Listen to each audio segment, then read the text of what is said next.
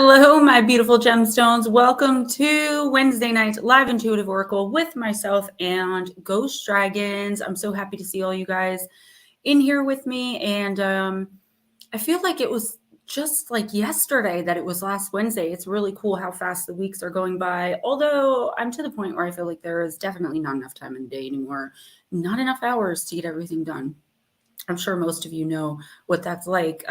Before I started really, working on several projects at once, I had kind of, I could take a day and be lazy if I wanted to. No more. That cannot happen. I went to bed like 2 hours earlier than normal last night, and I'm like 5 hours behind now. So I'm sure most of you can sympathize. And today I told you guys I would tell you because a lot of you were asking. Today we're working with flower agate, new beginnings, transformation, total peace and harmony. I got this for an absolute steal from East meets West. I always go to call it East versus West. I guess I'm a 90s kid. I grew up during that rap war. Yeah, so that's the energy that we're using. Of course, building on all of the energy from all of the crystals. Thank you guys so much for showing up and hanging out with us and always showing your support. What else do I have written down here? So Saturn is transitioning into Pisces. I had to write it down on March 7th, and it'll be there until May 25th, 2025.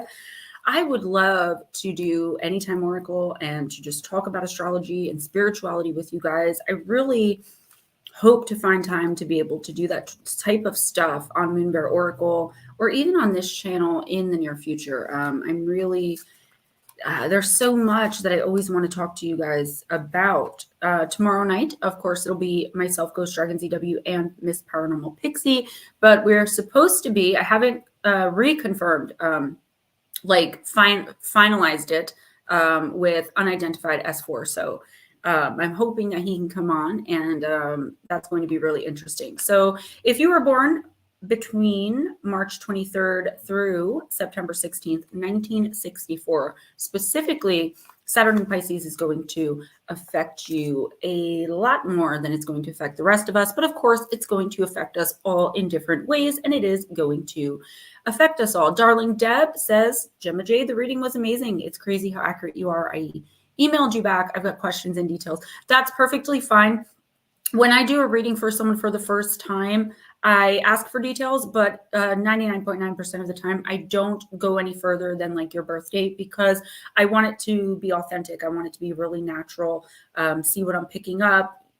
It used to be so I can prove myself to the people I was reading to, but I don't do that. I don't do it for that reason anymore. What I do it for is just to make sure that I'm on point, I'm on game, and that the readings are going where they're supposed to be going. So I will definitely check that email out. Probably not till Friday though, if I'm being honest. So one more thing before we get started and I start saying hello. I have been not feeling too good, which for me is, I'm getting a little older, right? My birthday is March 1st. And a medium, when you hit a certain age, especially a physical medium, you do start to decline a little bit in health. I don't think that that's the main thing that's going on. I think mainly RJ is just sick all the time because he's now in preschool. But my defenses are very much down, and I was good, then I wasn't good, and I'm kind of just overtired. I got the watery eyes. My voice finally started coming back for the most part today, though I still can't sing. So if you see me blowing my nose, I do apologize for that. It absolutely, like, sometimes I can just sniffle and it can be avoided. It cannot be avoided. It's like gross. But I have my foundation brush. So if it starts to look weird, you just tell me and I'll do that. Yeah, so with my defenses being down, I'm going to be saging the entire house and really cleansing it, not just saging, doing some other rituals in the home tomorrow night, because with my defenses being down, things are getting in. Just so that you guys are aware, there is a child spirit here with me tonight, and he's been with me on and off for the past few days, just kind of lurking. He's very angelic looking. He's very, beautiful. But there's something off about him. Usually when it's a child spirit and it's angelic and it's something very beautiful, I feel light and at peace. So just so you guys know, if something weird happens, it's more than likely due to this entity here who I haven't had the time to get to the bottom of. So, okay, Ghostdragonzw, fancy meeting you here, sir. Melissa Nicole, good. You're going to be present. Awesome. And if you're not, I will, or Ghost Dragons will timestamp your reading for you. You're in here enough that we can do that for you every once in a while. It's Wednesday, time for Gemma, Blue Crossroads, and everyone else. Thank you so much for messaging me Happy Valentine's Day yesterday. Blue Crossroads, I hope that you had a good day, and I hope that you're feeling better as well. I hope you all had a wonderful day on Valentine's Day yesterday, not just with your significant other if you have one, but self-love, right? Happy Valentine's Day to ourselves. Paradox Fossils. Wow. I was just speaking privately to Stephen last week, I think it was, saying like I was missing you and Sophia and wondering where you guys had gone to. I had my suspicions due to some other things that had happened with a certain mutual friend of ours, but I am very happy to see you back if you're still in here listening, and welcome. The Bat Mom, Ralph and Cassie Francis, you guys are so sweet. My favorite time of the week. Smoochie, smoochie. What's up, Aries? All I got to do is whistle. Yeah, it used to be that easy. I don't know. He's getting stubborn now because I gave him bacon once or twice on his waffle sandwich. Now, if there's no bacon, he doesn't come running anymore. Mike Roberts, don't worry. I'm still just as technologically challenged as the best of them. Trust me. Look who decided to show up. Darling Deb, what is up, girl? Let's see, anyone that I'm missing? Salvador, what is up, baby? Thank you for coming in. And I think that's everybody. If I missed you, it wasn't done on purpose. Heart-shaped burger, I like it. I got a lot of really awesome gifts from Ghost Dragons, from RJ and my son Damien, and even Ray. Got me and my mom matching heart pajama pants, which are actually really cute. We're going to go twinning. Ghost Dragons got me a shirt that I think it says something like, actually, I'm more of a dragon person or something like that. It's in the wash, so I'll be wearing that soon. And then this really awesome long-sleeved half turtleneck bodycon mini dress. Because he has my clothes list of my own personal list on Amazon of clothes that I want to purchase, and can't wait to wear it. It's one of those materials that's going to make me like automatically stinky though, so I don't want to wear it too much. And I definitely didn't want to wear it under these lights. But my Valentine's Day was good. Aside from presents, it was just nice to be able to be with my family. Amazon messed up my mom's chocolate-covered strawberries, which, by the way, if you guys have been ordering from Sherry's Berries or Edible Arrangements, I got the hookup. Come see your girl. And I'm not sponsored. Andrew and Gnomes. Hi. Nick Y. What is up? A little bit later, I want to talk to you guys about a short conversation Nick Y and I had tonight. Let's bring him in, the man of the hour, so we can just get started. I'm just having too much fun rambling about things and stuff. Hello, everybody. How's all of you? I'm just hanging. Trying to type. They cleaned my keyboard, but now it sticks. I was laughing at Andrew. I'm sorry. He said it's no longer Valentine's Day, Melissa. Marriage proposals are off the table until next year. So that's there's this commercial. I don't know if it was for Zales or Jared, but those of you are familiar with those jewelry stores. It was so funny because it's like, yeah, you got your girlfriend an awesome gift for Christmas, but you know she was expecting a ring. So why don't you fix that mistake and do it for Valentine's Day? And I'm like, that's so mean. Like, I guess it's the ultimate gift, but not every girl is expecting a ring for every major holiday. And I think it just made it took females back a couple of decades, I guess is how I felt about that. But I did see a really cute Rakuten commercial. I love Alicia Silverstone. I've always loved Alicia Silverstone. Clueless, believe it or not, was one of my most favorite movies. I was this little grunge rock kid in the 6th, 7th, and 8th grade, but I still loved that movie. I secretly loved it with my best friend, Barbara. And she's in a Rakuten commercial where she's wearing all the Clueless outfits and she's the Cher character. It was really cute. You guys got to look it up. So anyone who is a fan of that movie should definitely look that up. What's up, Nutslap? Oh, don't worry. I'm here, ladies. We can all stop looking now. I have a picture of a dragon behind us, but I'm going to have to crop it. I did change the background. If you can kind of see it on the bottom there. Oh, the white one? One of the white ones? Yes, yes.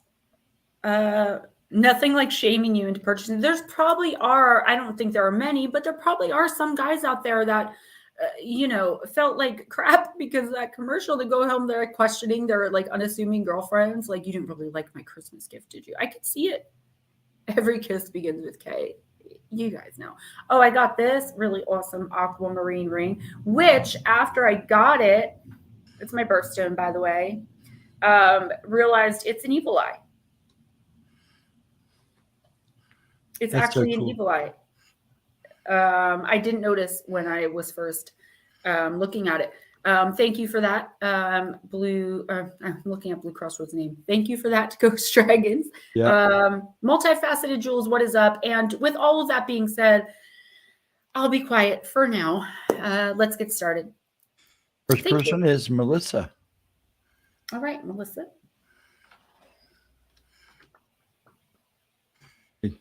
I was there and getting shirts and I forgot to grab my ties. Oh, you're fine. Dainty on your little pretty finger, Gemma. Yes. It's pretty cool because my ring finger is a size 7. They only had this ring in a size 8. And I'm like, it's going to be a middle finger ring, but that's okay. You know, because I actually prefer to wear my rings on my middle finger because I just think that they stand out more. But yesterday during the readings, I thought I could slip it on my, I was like, did I gain weight or something? Because this size 8 is fitting on my ring finger. But those of you who I gave readings to, I was like constantly going like this with it. So it actually is, I probably was just like waterlogged or something yesterday. I don't know what was going on with me. All right, Melissa Nicole, magic of you. Gemma quiet, ha ha ha. Yeah, you guys, that's because I literally don't talk for most of the day. I'm just in front of my computer like a robot. Not that I don't love writing. I love what I do. Not complaining. I just wish I could.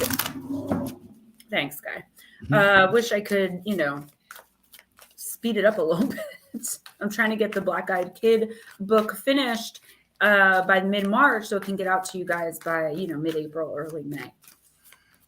And I got to thank Nut Slap for, yes, so I can flip people off and show them the gems. Yes, of course, that's why. Nut Slap for the name of the book, Danger at Your Doorstep, Encounters with the Black-Eyed Kids. Melissa Nicole, you got the card of Sacrifice. What can you let go of?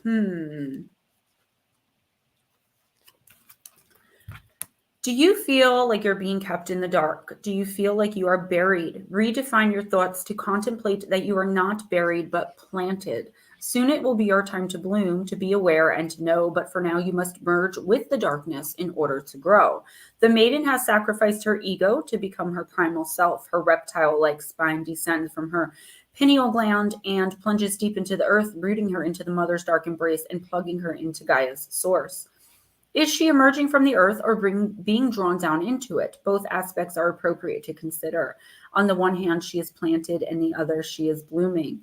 When this card appears, it is time to consider what you are willing to sacrifice, to let go of. What are you prepared to recycle in yourself, in people, places, and things around you in order to nourish and grow? The harder the sacrifice, the greater the exponential growth.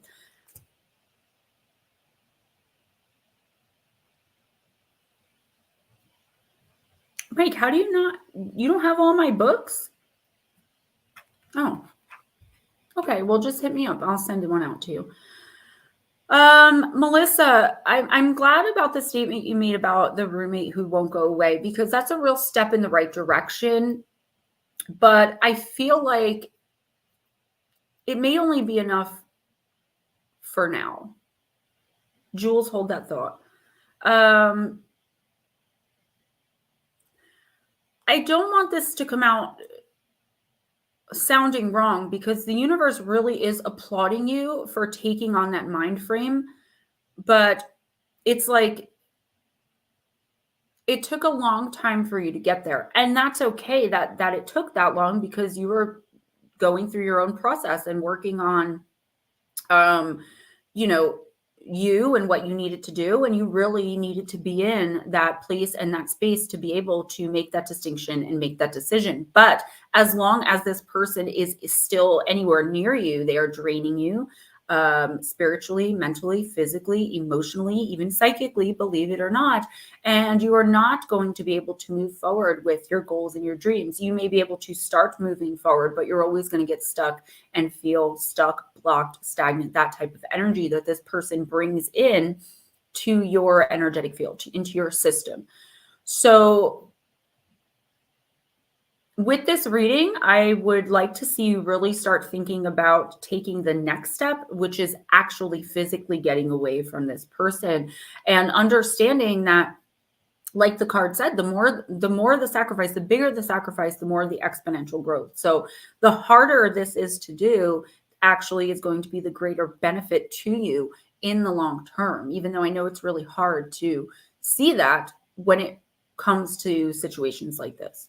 You know, the divine feminine can see 50 steps ahead, which is why we're constantly worrying about everything, or why we're rushing into things, because we're like, we can see, you know, that this is going to work and this is how it's going to be. The divine masculine takes a little time to catch up sometimes. And Alicia said that today, and it just made me laugh over whatever her tarot rambling channel is. But I do feel like it's a situation that you really need to physically get away from. And the sooner the better, because you are not going to advance as a spiritual being until this person is no longer sucking your energy dry. Oh, I'm sorry. Jules, that is amazing. Let me try to find that. Oh, I'm sorry. I should have got it for you. Oh, Smoochie, I get you 100%. I knew you were cheating on me. Zerg, what's up? I didn't see you sneak in there. Oh, I just saw it. Jules says, so I bought Mama a plot in Ireland. She is now Lady Armor H. Sue Deaton. And I think that is spectacularly amazing as she goes like this. Good for you. Good for you. I really definitely applaud you. Yep, just my fingernail. Wait do you guys see the ones I'm going to be wearing next week? They're like Halloween-y, like they have spider webs and stuff on them, but they're pink and gray. I know. Awesome. I know. Blue Crossroads is next. Blue Crossroads. Do you see how much better I feel? Like, you don't understand how bad my nose was right before the stream started. And it's always the best thing for me to do things like readings and channels, you know, when I'm sick, because I channel, not everyone does this, but I channel directly from source and from spirit. And there's just something about it, you know, it's source. So I always end up feeling better, not just mentally either, not just emotionally, but physically a lot of the time as well. Like if I have a pounding headache, I'll do some readings, or I'll read for myself if I have no one else to read for. And that's why some of you guys get random readings in the middle of the month. It's probably because I have like a migraine that wouldn't go away and needed to read for somebody, and couldn't read for myself because I had already done so. So it just makes me feel so much better. So I have you guys to thank for that as well. Miss Pixie, what's up? Hello, Miss Pixie. I channel directly from Gemma. I love it. Blue Crossroads, you got the dragon, the card of treasure. Card number 4. Knowing what you treasure. Change is natural. Holding on to what is impossible in the long term. Protect what is important to you. Set proper boundaries and trouble might avoid you. Be strategic, think ahead, be brave. You can actually triumph if you try. Perhaps one of the most well-known creatures of the darkness across many world cultures is the dragon. From ancient Sumeria, Japan, China, Korea, right across to Egypt and the Middle East, across Europe, through the Bible, and even Sufi poetry, all have dragon lore. While they may be described differently depending on where you are from, dragons almost always have a serpentine form, are large, tailed, scaly, and often live hidden in places like caves, deep pools, or inside of mountains. Asiatic and Middle Eastern dragons are the most like great serpents, sometimes with legs, sometimes without, and are often strategic and intelligent in their mythos. Chinese dragons are beautiful and are considered aligned with the element of rain and bringers of good fortune. The European dragon is most often winged, can breathe fire or spit venom, and has often been the target of heroes who kill them in order to win a prize, overcome something, complete a given task, or recover or steal the dragon's hoard of treasure. It is this aspect of their mythos that is intriguing. Dragons can be seen as both gatekeepers and protectors of treasure, what is valued at the same time. Sometimes the dragon collects the shimmering gold and jewels for themselves simply because it is beautiful to them. Sometimes the treasure is being guarded for a purpose, good or bad, yet the dragon must be overcome for the hero to be rewarded with some of the treasure.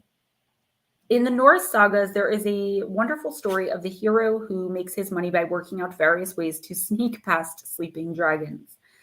In the English saga Beowulf, a slave steals a single cup from a dragon's hoard, and the dragon knows of it and begins to raze the city around it. Beowulf takes 12 warriors with him to slay the dragon, but when they see it, all but one runs. Beowulf battles the dragon, but his sword shatters and he is mortally injured. Both he and the dragon are dying. He tells the one warrior who stayed that he must bury the majority of the dragon's treasure, lest the cowardly soldiers come back to claim it, and he and the dragon die, both without the precious treasure. Both terrible and beautiful dragon magic is still strong today. So many films and games still mention dragons, and the motif appears on flags, for sports teams, and in popular culture everywhere. More likely now than ever, dragons are increasingly seen as benevolent, intelligent, and often wronged by humans. Hey, Vera Ray! Plant companion is the orchid. Crystal companion is the emerald. And I have a piece of raw emerald on a necklace that I wore last week. That was new. But I'm not wearing it tonight. I've got, of course, my moldavite and my citrine. So Blue Crossroads, I really just think that this is a reminder to not put too much value or focus too much of your time on things that really don't matter. I feel like the universe is telling you that, like, this is your time to really do things that you've always wanted to do that you haven't been able to do for a really long time. A lot of self-love involved in this reading. I feel like the universe doesn't want you to become distracted by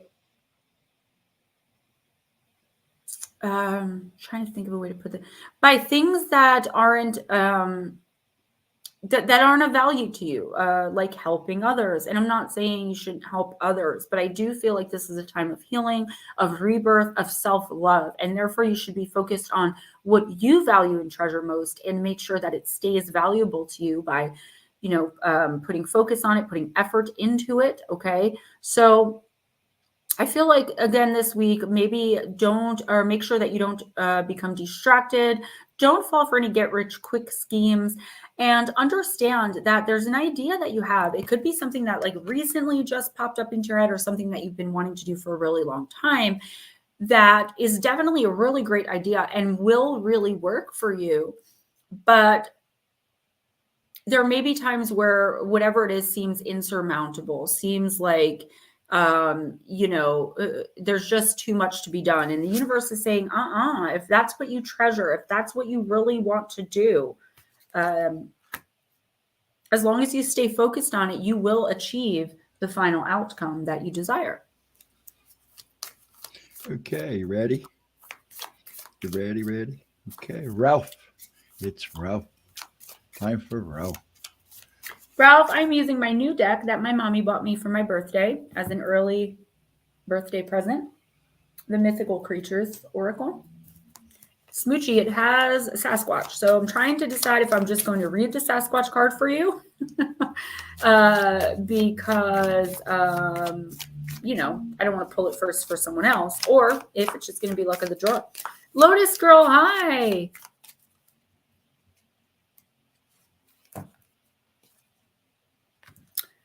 You've heard what? It is. It's beautiful, Lara. All right, Ralph. This is one of the more complicated decks as far as reading. I really do have to get to know this deck a little bit better. This isn't like a pick up and read type deck. So I've been working with it the past couple of days. This is crazy. So you got Ralph the Eastern Dragon.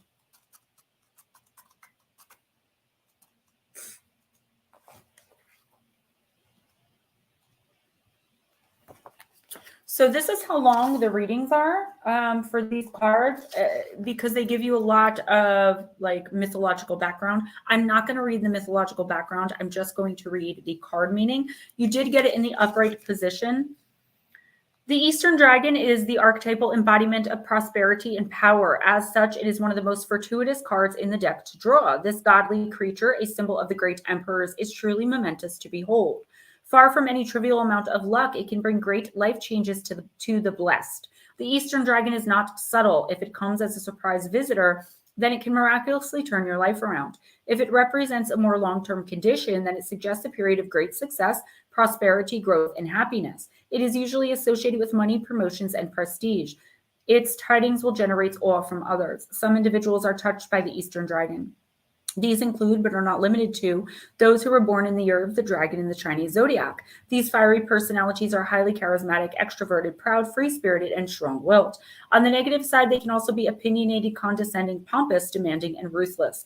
They tend to be highly popular, possessing great natural charm and the talent to lead. They have many followers and can sway large groups. They are noticed the moment they walk into a room. They are well-intentioned insofar as they see their own actions as being for the best.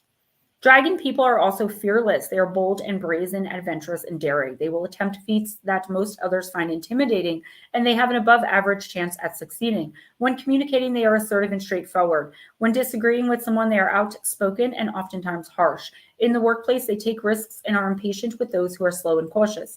They enter a scene with ambiguous goals from the get-go. If they play their cards well, which they usually do, then they will scale the ladder at a staggering pace due to their social aptitude and inborn good luck.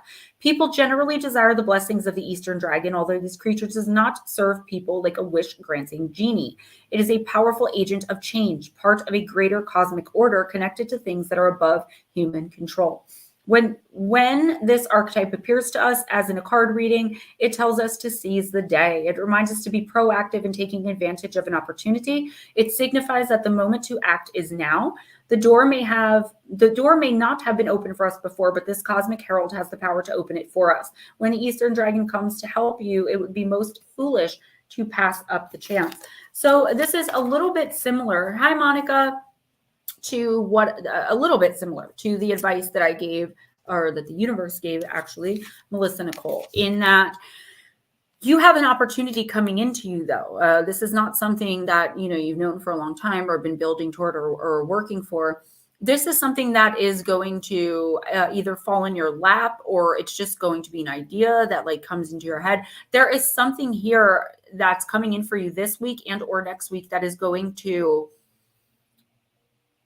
if you accept the opportunity and put your all into it and really believe in yourself as far as being able to achieve it, because it may seem staggering at first, if you're like, you know what, I really want the outcome of this. I really want X, which an X will be at the end of this opportunity. And I'm willing to put in all the work, and I'm willing to totally believe that I can do it, that I'm capable of it. You can literally achieve everything that you've ever wanted. Make the most out of any opportunities that come your way this week, next week, and always. But there is something specific coming in here, and I do get a feeling a little bit that it has to do with money. So a promotion at work, a better employment opportunity, found money, like winning the lottery, or a small inheritance. When I say inheritance, people are like, oh my gosh, someone's going to die. No, I just mean inheritance as in you're finding money on the street.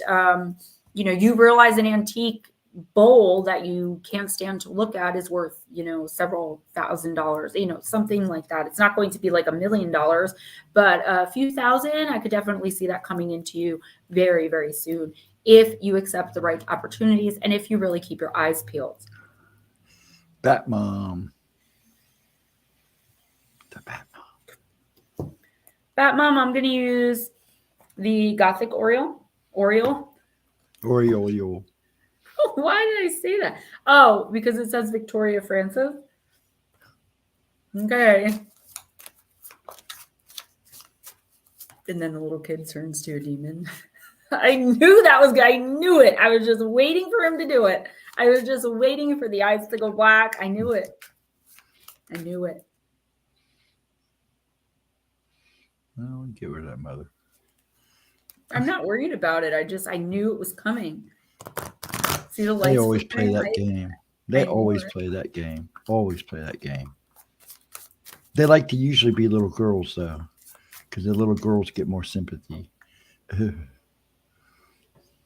Well, that's what it is. And I wasn't giving into it because I understood that this was something other. I just wasn't expecting a kid. Gemma Jade, I have had now 4 different people this week tell me in separate conversations that I should now do things that have been on my mind to do, including now you and Spirit. Yes. Hi, Richard.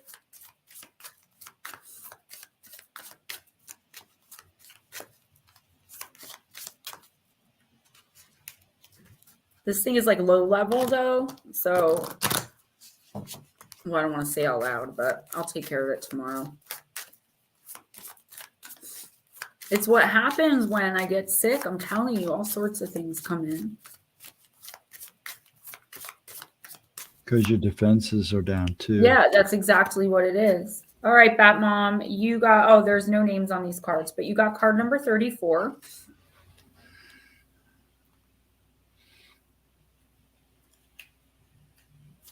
Memories of life, security, comfort, and direction.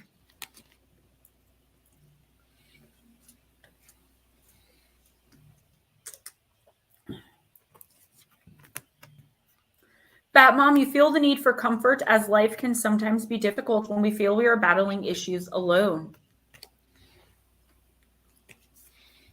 You may well be looking for permission to stop whatever you're doing and start again. The feeling of the days running away with you is taking its toll on your well-being. It is okay to take time out. Once you get your feet firmly back on the ground, your mind will be clearer and you'll be able to focus on what is important right now. We often feel guilty for not doing enough, but you are doing plenty and you have nothing to prove to anyone, only to yourself.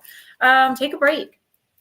I feel like you're worrying so much about certain things that it's like causing more things to happen that you need to worry about. And what the universe means with this card is to just, take a step back, even if it's just 15 to 20 minutes to give yourself, to take a bath, right?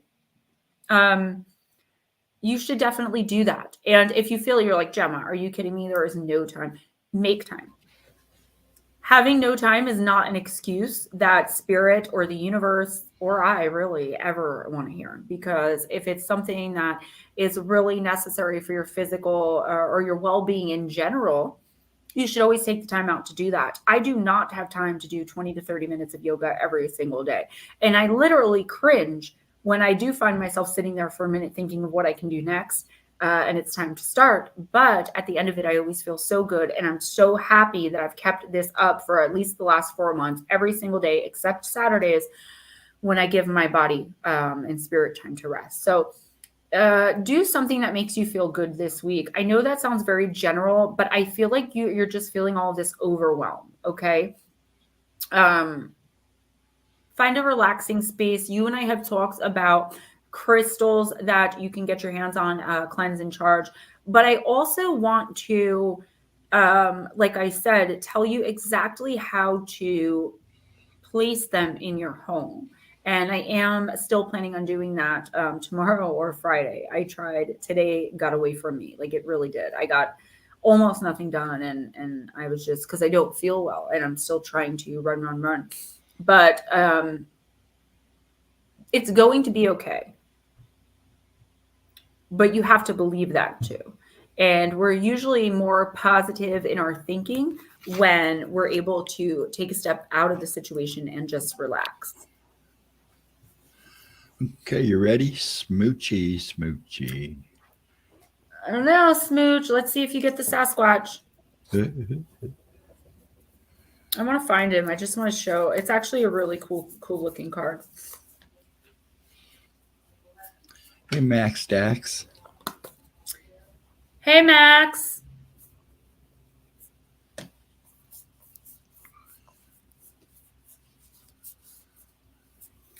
Sorry, guys. Bear with me for a second. I'm trying to find this Sasquatch. They got a werewolf. Oh, there he is. Look, he's hiding behind a tree. Hey, guy, it looks like superhuman or something. I don't know. So, all right, let's see.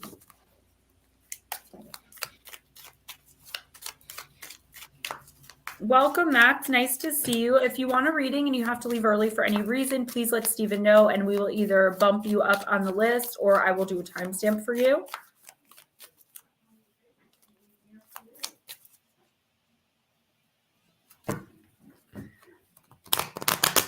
All right.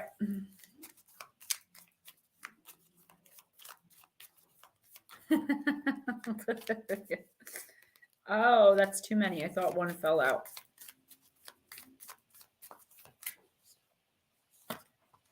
Oh, you got the Cyclops. I've never been so disappointed to pull a card for someone before. But it's about the universe, not me. You also got, you not only got the Cyclops, you got him in the shadow position, so inverted. Chupacabra. All right. The Cyclops is stoic and has a strong sense of personal values. These are his positive traits.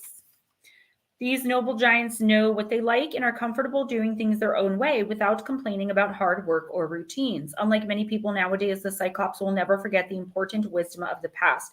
Aggressive in preserving old traditions, he is distrustful of new ways that deviate from the way that he first learned. Yet this is where the giant's negative aspects lie. The Cyclops is basically a caveman. Others will perceive him as old-fashioned at best, perhaps slow and unable to keep up with modern ways. Modern society often regards such individuals as primitive, backwards, or even embarrassing. In spite of these perceptions, the Cyclops has no intention of changing. He, quote-unquote, knows that he is right and everyone else is the crazy ones. An important piece of wisdom from the past has been overlooked. Now something is not quite right due to the neglectful error of someone's forward-thinking ambition. Sometimes the quote-unquote nagging old fogey is right. Do not always dismiss the ways of the past or the advice of your elders.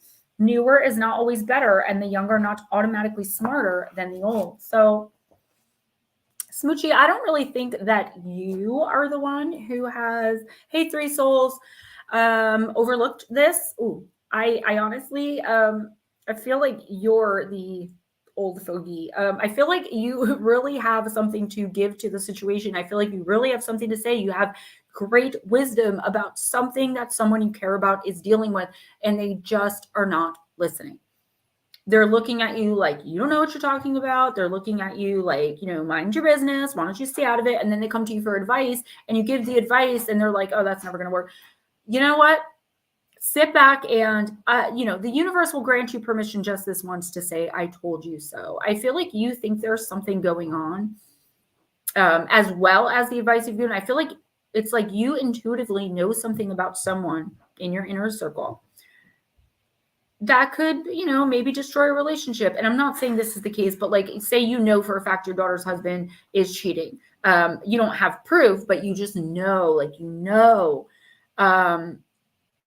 and you're like, well, Gemma, I can't tell her that because I don't have proof. I'm not going to be able to prove. She's never going to believe me. I would tell her anyway.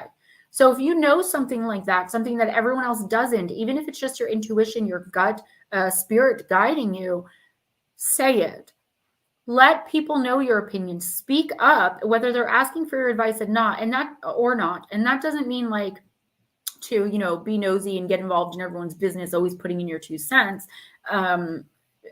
But it does mean like when it comes to things that are important with the people that you love, okay, make sure your opinion gets heard, whether it's valued or not, because I do feel like in the next few weeks, there's going to come a time where someone's going to be like, man, I should have listened to you. And you can sit back and really enjoy that. So, hi, Diesel Girl. So nice to see you. So the main message here is, don't just sit idly by watching things happen. Whether people understand where you're coming from, believe in you or not, you have something to say.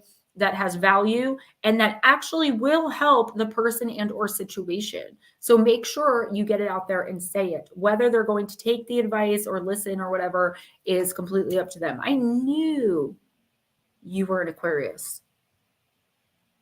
I knew that. Psycho. That's long been my experience with most Aquarians. But I get along fairly well with the women. Okay. Happy early birthday, Miss Smoochie. Happy birthday. Mine's in a couple of weeks. It's on a Thursday. And I'll be gone on a Tuesday. Now I forgot what I was saying. Pixie's next. All right, Miss Pixie. Then Mr. Aries. Pixie, I'm going to use the Vampire Oracle. And by the way, I think Unidentified is coming on tomorrow. He agreed last week to come on. I haven't had time to touch base with him. I was hoping one of you guys would do it, but I never reached out to you guys to ask you to do it. So if one of you guys can confirm with him, I would appreciate it because I'm going to forget. Every Saturday night. You know, it's weird for me. Oh, it definitely fits you. Aquarius sun fits you very, very well. And I would bet dollars to donuts that you have either a fire Mercury, a fire moon, possibly, I'm a fire rising, possibly a fire rising. So, what was I going to say? Yeah, it's so weird that I'm about to be the same age as all you old people. I don't know what that's about. I'm like the embarrassing mom now. I will, Smoochie. I'm only kidding with you guys. 3 Souls Power Normal Leo Sun. I don't do, you know, it's not that I don't do well with Leo Suns. I can say that the ones that I've dated, I've had a hard time with because I am very, believe it or not, like in real life, like for the most part, when I'm in crowds and stuff, I'm like, this, and Leos are always like, I've arrived, and like they're, you know, they're just very boisterous and they're a lot. Hey, TD Dean. But not always. It really does depend on your moon and your whole chart, really. I usually like to look at a person's moon and rising before I, you know, really start to think that I know anything about them. Miss Lara, you got the card of compassion, empathy, simpatico, and kindness.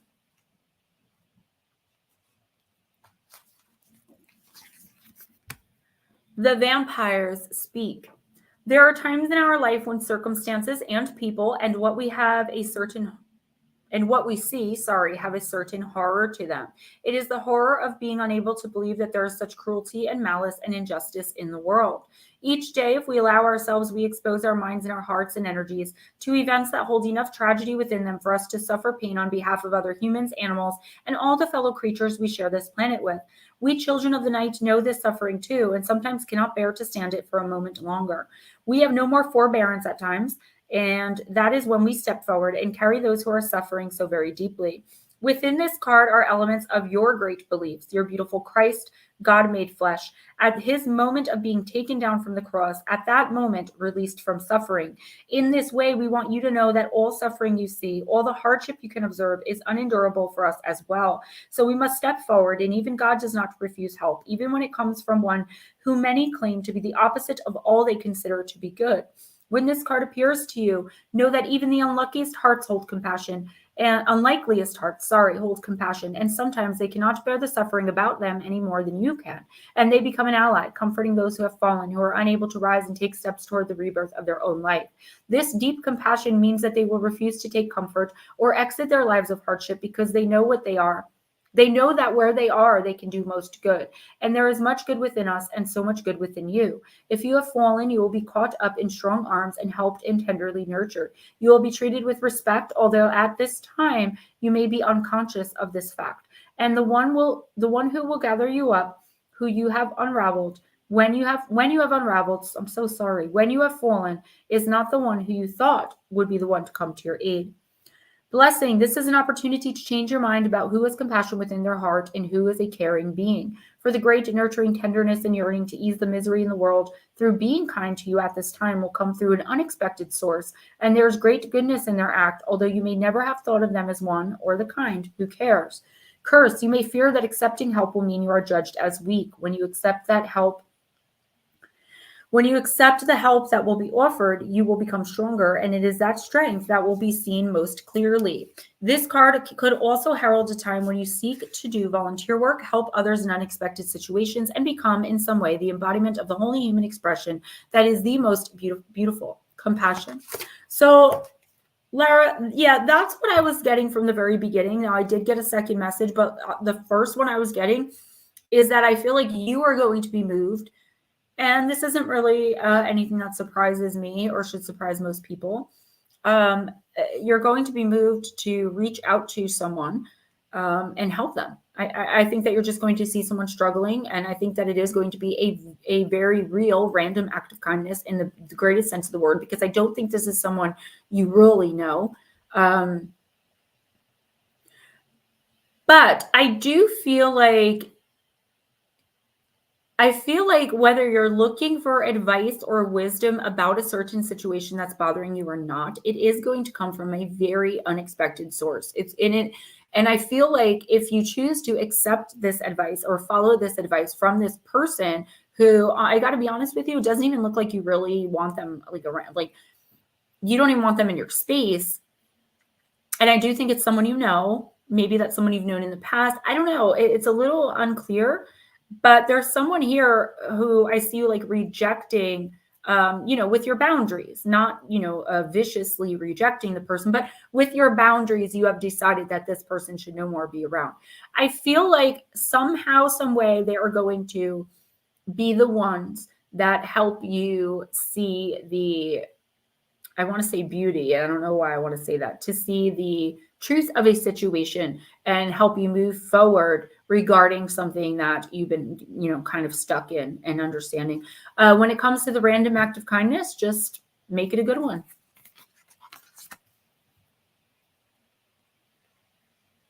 Kidokies. Aries. All right, Aries.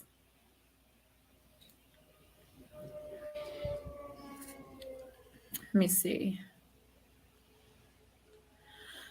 Well, 3 souls. I don't know a lot about your situation, but I do know that every single person that comes in here, I connect with their energy.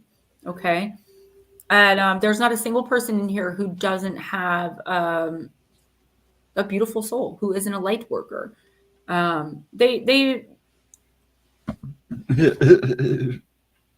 They amble in from time to time, and we accept them anyway, but they're always weeded out because we usually don't see them again. If you would like a personal reading, I can hook you up with one of those. It probably won't be till the first week of March, though, for March. And stick around tonight to get a reading, okay? They really do help, and sometimes they'll bring to light something that we weren't necessarily seeing.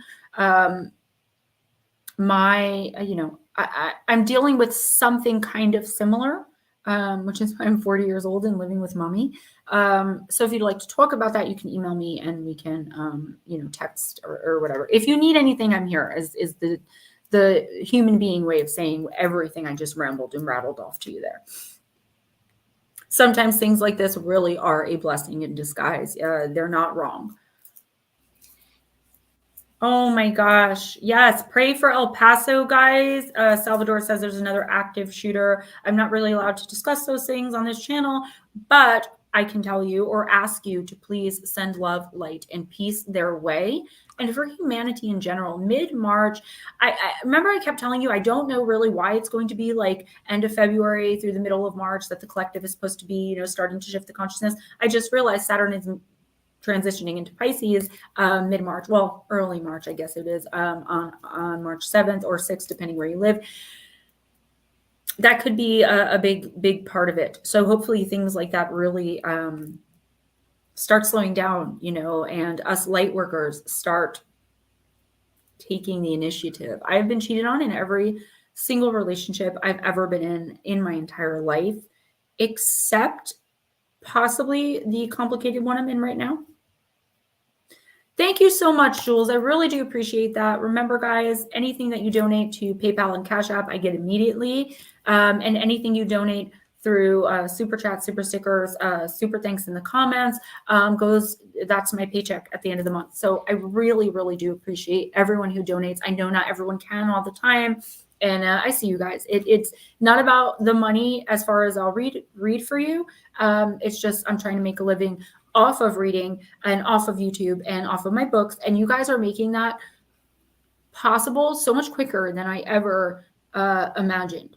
Because a month ago, I thought that I was going to have to quit YouTube completely and go back to waitressing. And you guys were like, nope, not having it. And you stepped up your game. And I really do appreciate it because I know how tough times are right now. So, all right, Aries. Aries, let's use the Oracle of the Radiant Sun. We're missing Aunt Edna tonight. Yes, we are. Mike, no, sweetie, we did not read for you yet. He's next, actually. You're next. You're after Aries.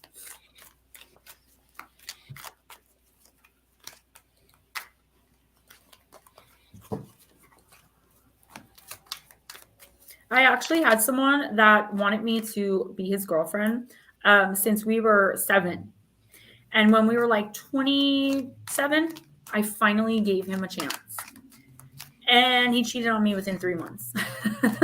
And he cheated on me in like the most disgusting and horrific way possible. Like, I'm going to be with this person and then I'm going to come to your house and also be with you. Yeah, luckily I knew it was happening and it didn't get started, but you know, he tried. And now, like, and he ditched me in my addiction. He said that he just couldn't handle it anymore. And I was like, you're my only friend. Please don't leave me. You're my lifelong friend. You're the only one I have. Don't abandon me. And he did anyway. And now that I've started doing well, he pops back in from time to time to ask me if I want to go to dinner, to offer to do merch for me. Even though, like, it's like every 3 months, he's like, I got this idea for your merch. And I'm like, you know, I was like, sure, like we can grab food. That's okay. And he's like, oh, I may have to get a hotel while I'm there. I'm like, well, there are several in Seaside. I'm like, I'm good where I'm at. And then I haven't heard from him since. So, Shelly, Miss Shelly, I texted you. I don't know if you're just super busy, if you're not seeing them, but I have books for you. So please, well, I have to order the first one and the third one, but please resend me your address, okay? Because for some reason, I know I wrote it down, but I didn't write it down with all the others. So I don't have it. And I would love to. I have at least book 2 that I can get out to you right away. I will give you all 3. I believe this is Mercury. It could be Venus, though. I'm learning, guys. I'm learning the little symbol. It is Venus. Ah, I got it. Venus in Virgo, the card of discrimination. All right, Aries. For Venus Virgo types romantically, it is important that partners share their intellectual interests. People with this planet sign combination may be in danger of analyzing their emotions to excess, though when positively directed, this ability can be helpful to others to the form of relationship counseling. Their close friends are few but selectively chosen. The Venus Virgo personality type shows great discrimination in choosing on whom and what to bestow their affection. When this is taken to extremes in a negative way, it can make them downright picky about potential friends and lovers. In many areas of life, however, this fastidious attitude stands this personality type in good stead. With a little more Venus extravagance added to the careful Virgo temperament, this person will make an excellent cook. Something to do with nourishment, pleasure, and Virgo perfectionism combines to make a great but ever modest chef and or host. Virgos always show love in practical ways. Many of their social activities or romantic interests revolve around work or health. They may also be involved with artistic or it's the demon kid, I'm telling you. Artistic or alternative pursuits. Stare at me. It is important that the work surroundings of the Venus Virgo in are harmonious and beautiful, or life can get a bit twitchy. They display good taste in clothes, and this aspect features in the birth charts of many fashion designers. When this card is picked, it shows the need to be ultra selective, using all powers of discretion to attain aims. So Aries, I do feel like there are several opportunities either coming in for you or on your plate right now, whether this be romantically, professionally, or just in general. Like say you want to move, you find like an overabundance of places that you can afford that you would really like to live, things like that. Like the stars are aligning for you as far as opportunity. Make sure that you don't overanalyze, like overthink everything, or be, paranoid of people, things like that. But the universe is definitely saying for the next week or so, make sure that you have all of the details before you make a decision. So make sure that you go the extra mile. This doesn't mean you are a Venus Virgo in. You could be. I don't know your chart, but this is the energy that's surrounding you for this week, okay? Three Souls, good night. I'm going to pull a card for you. And in the comment section, if you come back tomorrow, you will find a timestamp for that reading, okay? Bless you. And thank you so much for stopping in. Please hit the like button on your way out. So Aries, in order to make an informed decision, I feel like you're just like, wow, this is amazing, whatever it is. I have my pick of whatever. Just make sure you, like I said, I keep saying it because it keeps just coming in. Weed out, know all the details so you can weed out the fakes, the phonies, the falsies, falsies. Because I do feel like there's someone who is trying to pull the wool over your eyes. It's nothing like incredibly bad. Like they're not trying to swindle you out of, tens of thousands of dollars, but someone swindling you out of $10 is enough to make someone go crazy. I also see butterflies on this card, and butterflies in tarot and in oracle are symbols of freedom, becoming more free. I feel like you are looking to move on in a certain area of your life, or move forward in a certain aspect of your life. Okay. The universe is like all systems go. Just make sure, this is a better example. Say that you're dating. You have your pick of, 10 different women who really want to be serious with you, right? I'm not saying this is the case. It could be. Make sure you know everything about these women before you go, meet them in real life, if you're meeting them online, things like that, because I do feel like there's a little bit of a shadow that's surrounding these opportunities, but I don't think it's in all of them.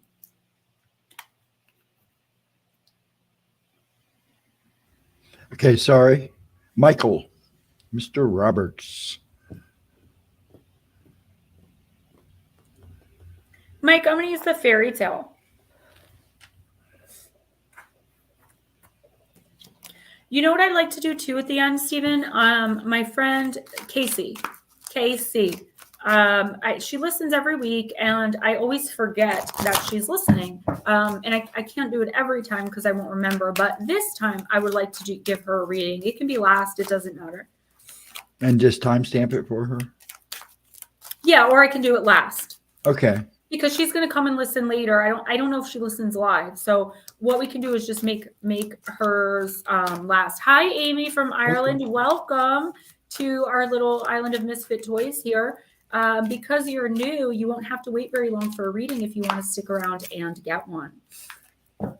You're very welcome, Aries, and thank you guys for allowing me to read for you. Well, if Amy sticks around, we'll make her next, and then we'll do Salvador. Okay, cool. So, Amy, you'll be next after this card.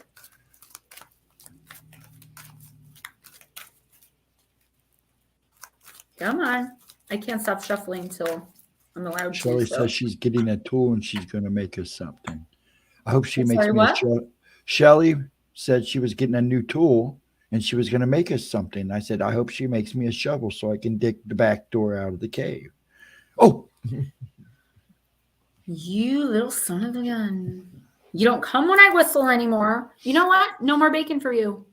And I'm not going to allow you a light in the basement. What about that nice bed I was going to have made for you? And that okay. room. As long as it's pink and black, we'll be good. Beautiful room I posted for you that I was digging out a part of. I really did like that. That was a beautiful room. Throw That a little was green gorgeous. in there. Yeah, just a little too Notion? much pink, but it looked cool. I thought you would like that. I'd take it. Like a little too much pink, I'd still take it. Michael, you got the Wild Swans. It is the card of dedication. And Mike, your energy is so much more up this week than it's been in such a long time. And I'm so glad to see it, feel it, I guess you could say. So who's smacking Darling you Deb, around, thanks Mike? for the warning. So Mike, who's smacking you around to get you all upbeat? I'm very happy when I see you guys elevating. Whether you know it or not, you are. All the people came flocking out at the town gate. Remember, these ones are sometimes really long, guys, and I do apologize, but the deck is too beautiful for me to not use. All the people came flocking out at the town gate, for they wanted to see the witch burned. An old horse drew the cart on which she sat. They had put upon her a garment of coarse sackcloth. Her lovely hair hung loose about her beautiful head, her cheeks were as pale as death, and her lips moved silently whilst her fingers were engaged with the green flax. Even on the way to death, she did not interrupt the work she had begun. The 10 shirts of mail lay at her feet, and she wrought at the 11th. The fairy who came out to meet her was fair and shining, yet she closely resembled the old woman who gave her the berries in the forest and told her of the swans who wore golden crowns on their head. Your brothers can be set free, she said, but have you the courage and tenacity to do it? The seawater that changes the shape of rough stones is indeed softer than your delicate hands, but it cannot feel the pain that your fingers will feel. It has no heart, so it cannot suffer the anguish and heartache that you will have to endure. Do you see this stinging nettle in my hand? Many such nettles grow around the cave where you sleep. Only those and the ones that grow upon graves in the churchyards may be used. Remember that.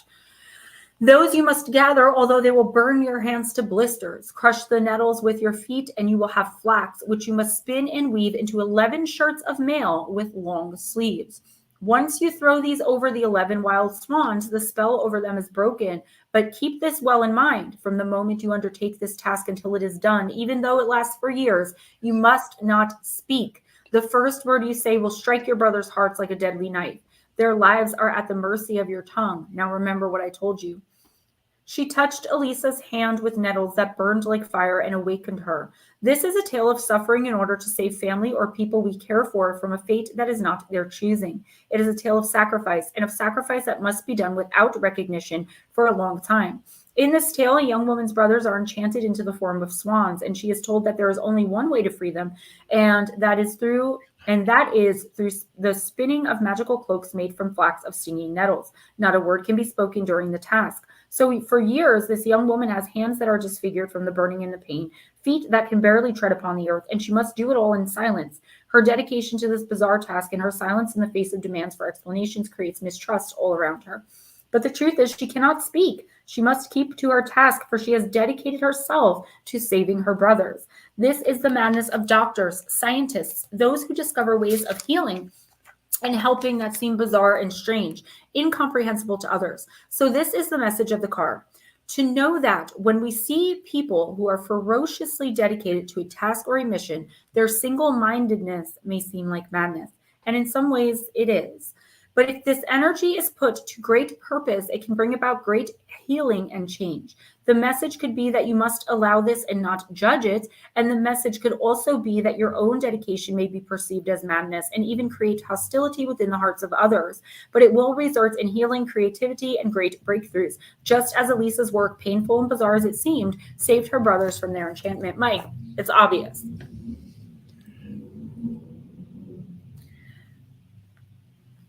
This is about you being called to your spirituality. How weird you say you feel when you do a grounding exercise. Keeping up with the 555 manifestation book that I sent you. Telling others that, you know that they're lying. Well, how do you know? Because I do.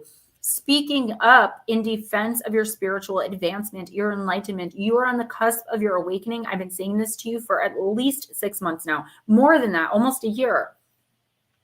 But you have to put the work in, regardless of how painful it is, regardless of how people view you. You're going to lose so many people, maybe not so many, but you're going to lose people who, think that you're involved in witchcraft, or who, like me, they accuse me of necromancy. raise anyone or anything from the dead. They're here, you know, but that's stuff that I have to deal with, and I deal with it happily because I'm able to practice my craft. You guys help me. You guys help me get through that. And just personally, I'm good where I'm at. The universe is calling you and begging and pleading with you to please stay on your spiritual journey, your path. Don't be misled. Don't allow others distrust of, say, for instance, this channel. You know, what are you getting oracle readings for? That's, you know, witchcraft, or, you know, whatever, you know, whatever the case may be. Oh, you think you're better than me. You don't drink anymore because, you know, you have to keep yourself physically healthy. Not saying you guys can't drink, but you know what I mean. Things like that. Stop letting doing stop you from doing these amazing things. Andrew and Gnome says this channel has been growing lately, loving it. Can I tell you guys, remember when I lost those 18 subscribers and I was really upset about it because I spoke my mind about beware false prophets? Well,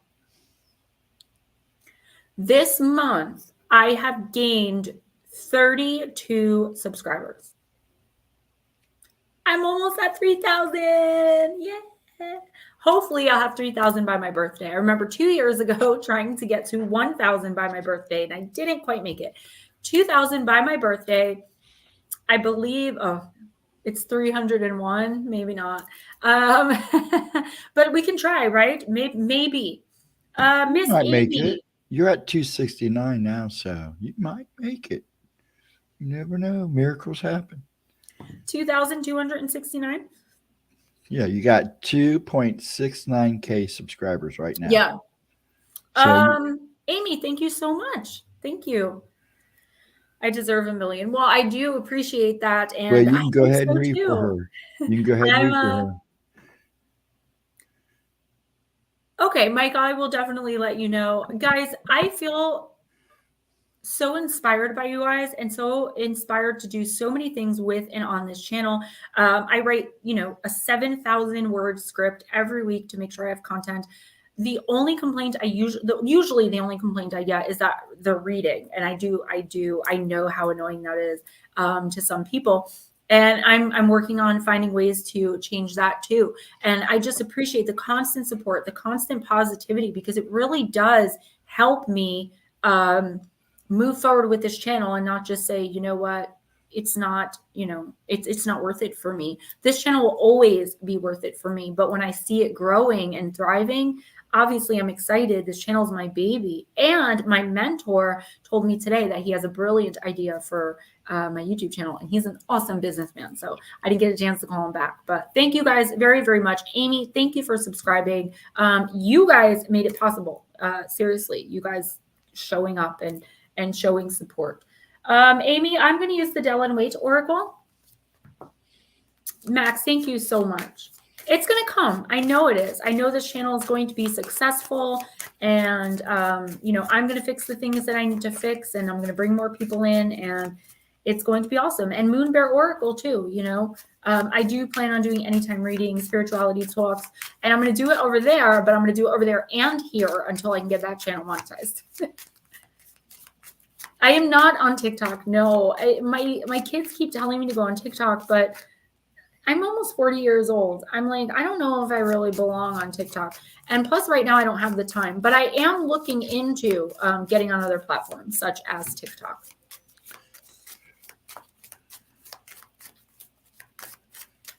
The only other social media platform you will find me on is Facebook. For now, I do have an Instagram I haven't posted in over a year. I do have a Twitter I haven't posted in over a year. And I really do have to get on that because I really feel like I could grow so much quicker if I were to get on those platforms. So it's coming. I do everything myself, and I'm also an author. I also am head writer for another channel here on YouTube that's huge. And I have a toddler. So, you know, I make the most of my time.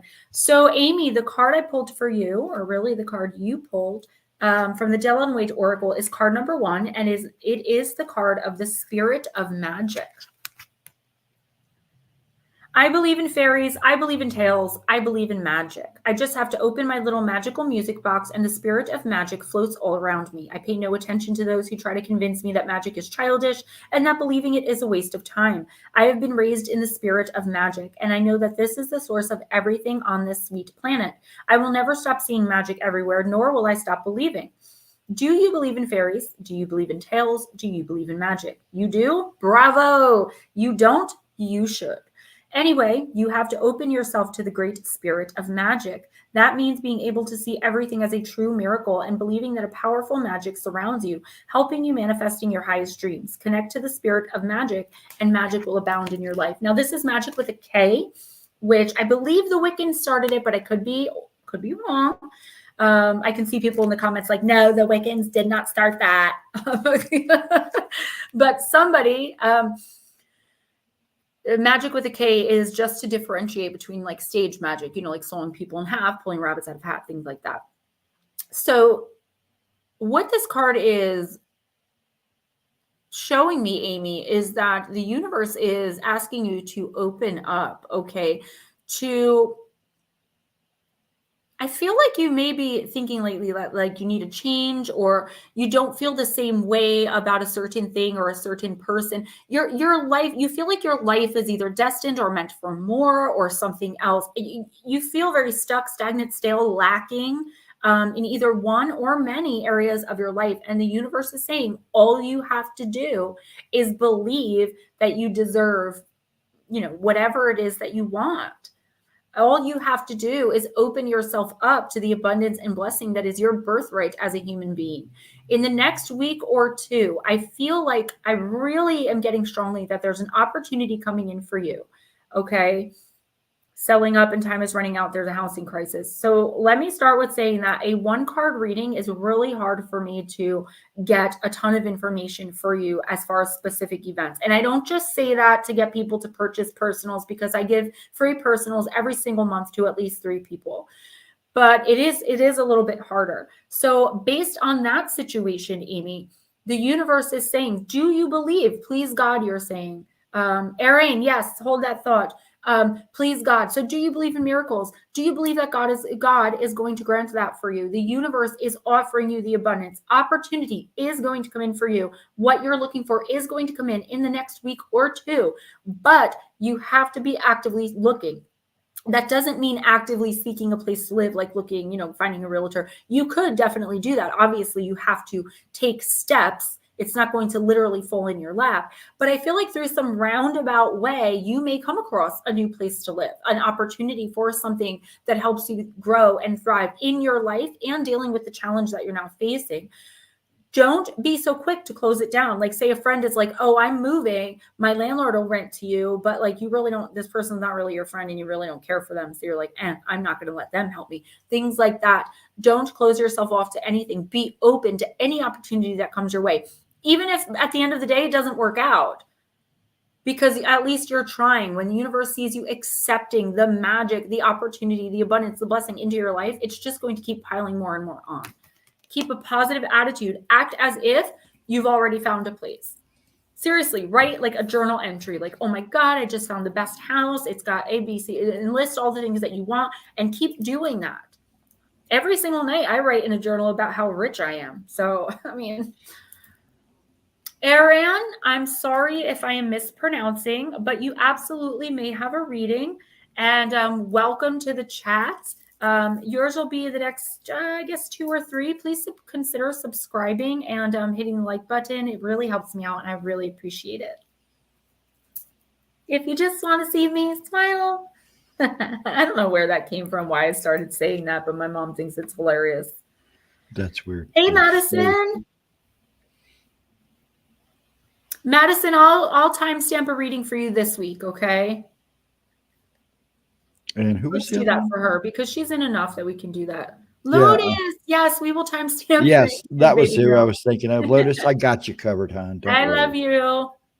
You yell anytime. Next is Salvador. Thank you, Deb.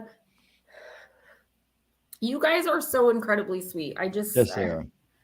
I am so proud of this channel. Madison, if you could stay for like 5 minutes, we could put you in before Salvador. Hit you with my best reading. Okay, all right. I got something for you. Got a little something for you. Vixen Doe, hi. Yes, we were definitely missing you. Yep. And Edna too. I am going to take a potty break at 9 Eastern, guys.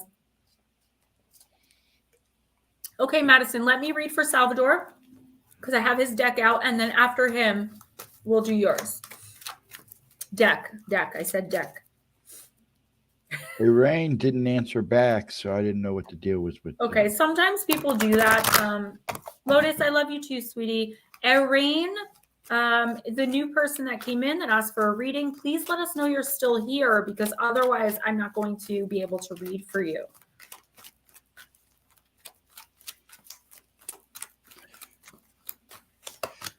Salvador, lady with Bosch egg. Ancient wisdom, card number 31.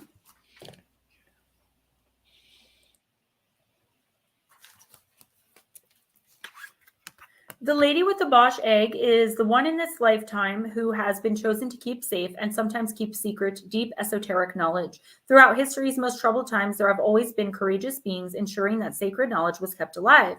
Even though the world may burn and disasters befall humanity and wars take down cities, there will always be those brave souls who will take the knowledge represented by the Bosch egg, camouflage it, and keep it safe so that at a later time, when the world is finally ready, we can all learn from it. The lady speaks. My town is on fire. The night sky is full of screams and smoke, and I have done what I can to safeguard this treasure from the sacred library. I will keep it safe, record its wisdom, and ensure that these truths stay alive for a future time. I hope that you understand the history of the knowledge you crave and respect and acknowledge the freedom of the times you now live in and do the work yourself. It may be that at some time you too will find my egg and that you are the person chosen to speak of the knowledge others thought was lost. Or it may be that you too are a guardian of wisdom. If you are, keep what you know silent. Know what to keep to yourself and know that some secrets come to light at the right time. I bring you now the symbols of the alchemists, the secrets of the Gnostics, and the wisdom of the magicians and the witches and the herbalists, all saved for this time in the strange form of this egg. It may feel to you that you are receiving wisdom from ancient sources and that some of its energy may feel unfamiliar to you or even dark. It is likely that you are receiving messages from times when people like you, misfits and mystics, that's what I should name this channel, were oppressed and punished for their natural gifts. Explore at this time something to do with the Renaissance or medieval times and understand that the knowledge was brought through to you, a very fortunate being living in very fortunate times. Keep it safe, learn all that you can. Explore esoteric symbology, the history of magic and spirituality. Know now that while you are safe, you may wish to keep silent about certain practices. So there's a little bit of a theme generating here. Thank you guys so much. Madison's going to be next. Salvador, I don't know if there's maybe someone or a couple someone's in your life who this is kind of so weird because it's a little bit like what I said to Michael, actually, not that card, this card, a little bit what I said to him. Like there are people who are or who may be, and I feel like this could already be happening or in the next week or two can come in. Smoochie, hush your mouth. Somebody judging you about something that like makes no sense. Like, you know, they're using something against you that doesn't make sense because it's not something to be used. Like perhaps your religion, like somebody's coming in and questioning that. Somebody's asking why you're getting oracle readings if, you know, you're a Christian. I don't know if you're a Christian. I'm just using that as an example. You can tell them the girl giving them is a Christian. She just has abilities. You know what I'm saying? Things like that. Or you can just keep silent, let them think what they want to think and choose not to engage. It's that type of thing. I would say whatever this is, whether you know what it is yet or not, somebody's going to come in and either accuse you of something that's absolutely ridiculous.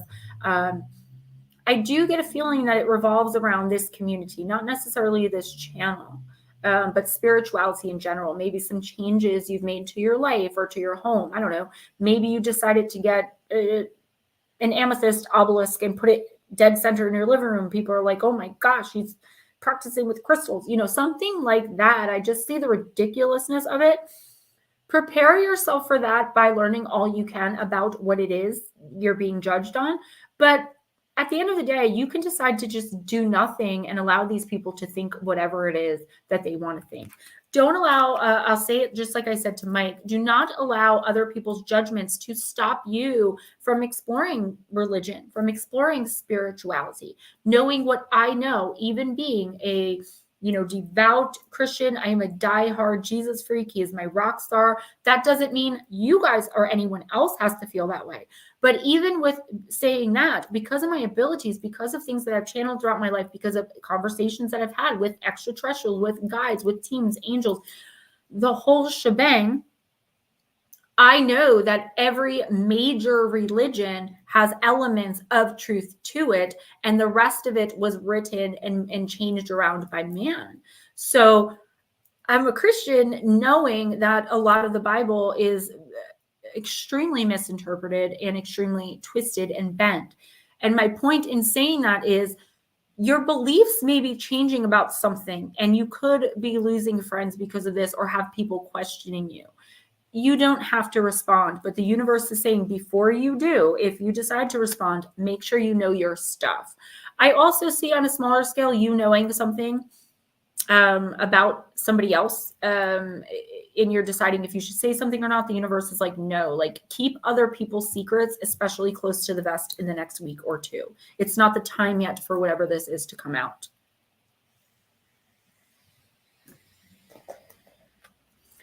Madison, Oracle of the Radiant Sun.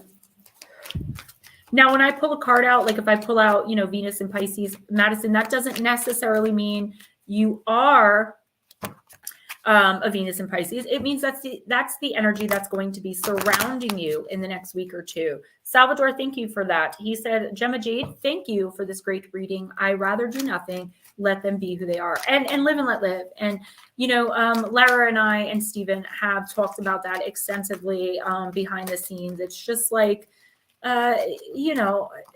it's nobody's position or business or right to judge anybody else, regardless of race, sex, creed, religion. And I'm not trying to go off on a tangent here, guys. You don't even have to agree with me on that, and I will still love you dearly with all of my heart.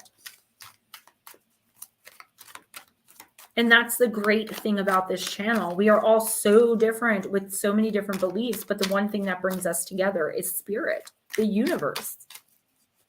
All right, Madison, rant done.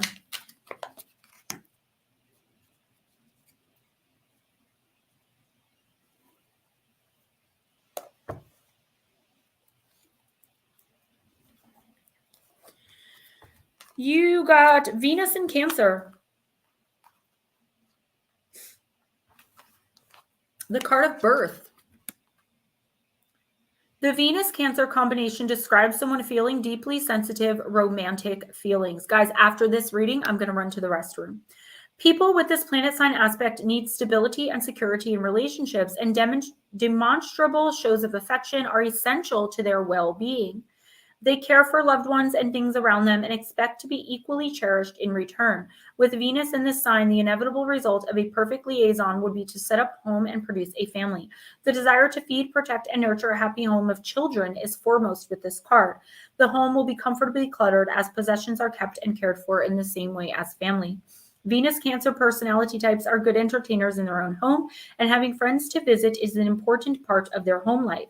They spend time and care on making their environment look and feel aesthetically comfortable.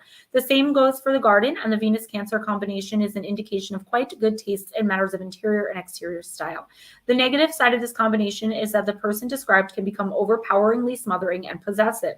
When this card is drawn in a reading, it may indicate a birth or other addition to the family. It can also show a need to make contact with one's mother or general family roots in order to discover the answers to the question asked. Okay. So mother figure, it doesn't have to be the woman who gave birth to your actual mom, but somebody, an older female coming in to give advice here. I do actually, I see that maybe there's going to be a birth, but it's not really foremost in the reading. What I'm seeing here is a rebirth, Madison.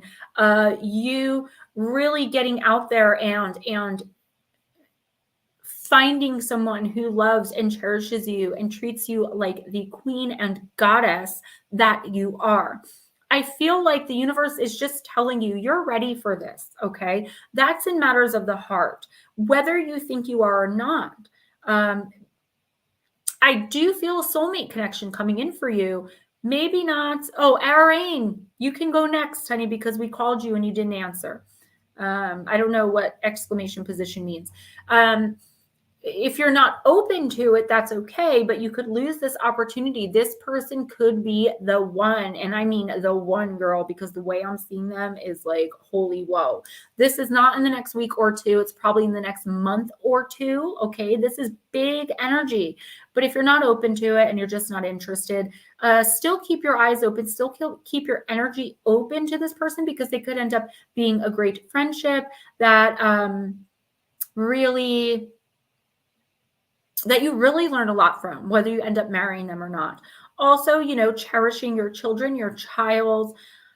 I do see you as the mother figure here. There may be something your daughter or your child is going through. I'm seeing female. I know you have a child, but I don't remember if you said daughter or son. I'm assuming it's daughter because I'm seeing daughter with this card. Not just someone with feminine energy, but a daughter that maybe going through some things that you're really the only one that can help her. So reach out.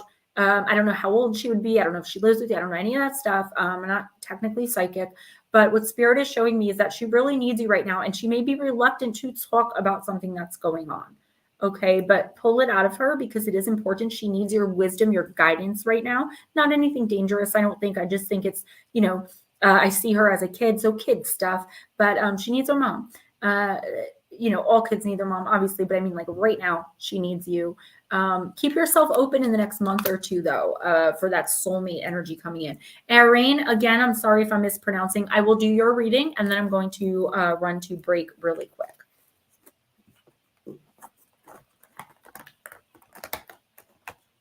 Hello. Okay, sorry about that little shake there, guys. The deck was caught under my camera here. I'm going to use the Oracle of the Divine Circus. Blue Crossroads. Exactly. Let's all go to the lobby. I don't have my singing voice back. Reminds me of the movie Grease, where they're at the drive-in and like the hot dog is doing a dance. And then finally at the end, the bun opens and the hot dog jumps in. It was very lewd. I remember even as a little kid, I was like, ew. Yeah, Lara, I wasn't sure because I didn't understand like where she had found them. Sometimes they can, you know, just finding stones on the ground, or if the person who gives it to you doesn't have the right intention or energy, it could be very negative. All right, Arain, in the Oracle of Divine Circus, you got card number 27, the Dark Harlequin.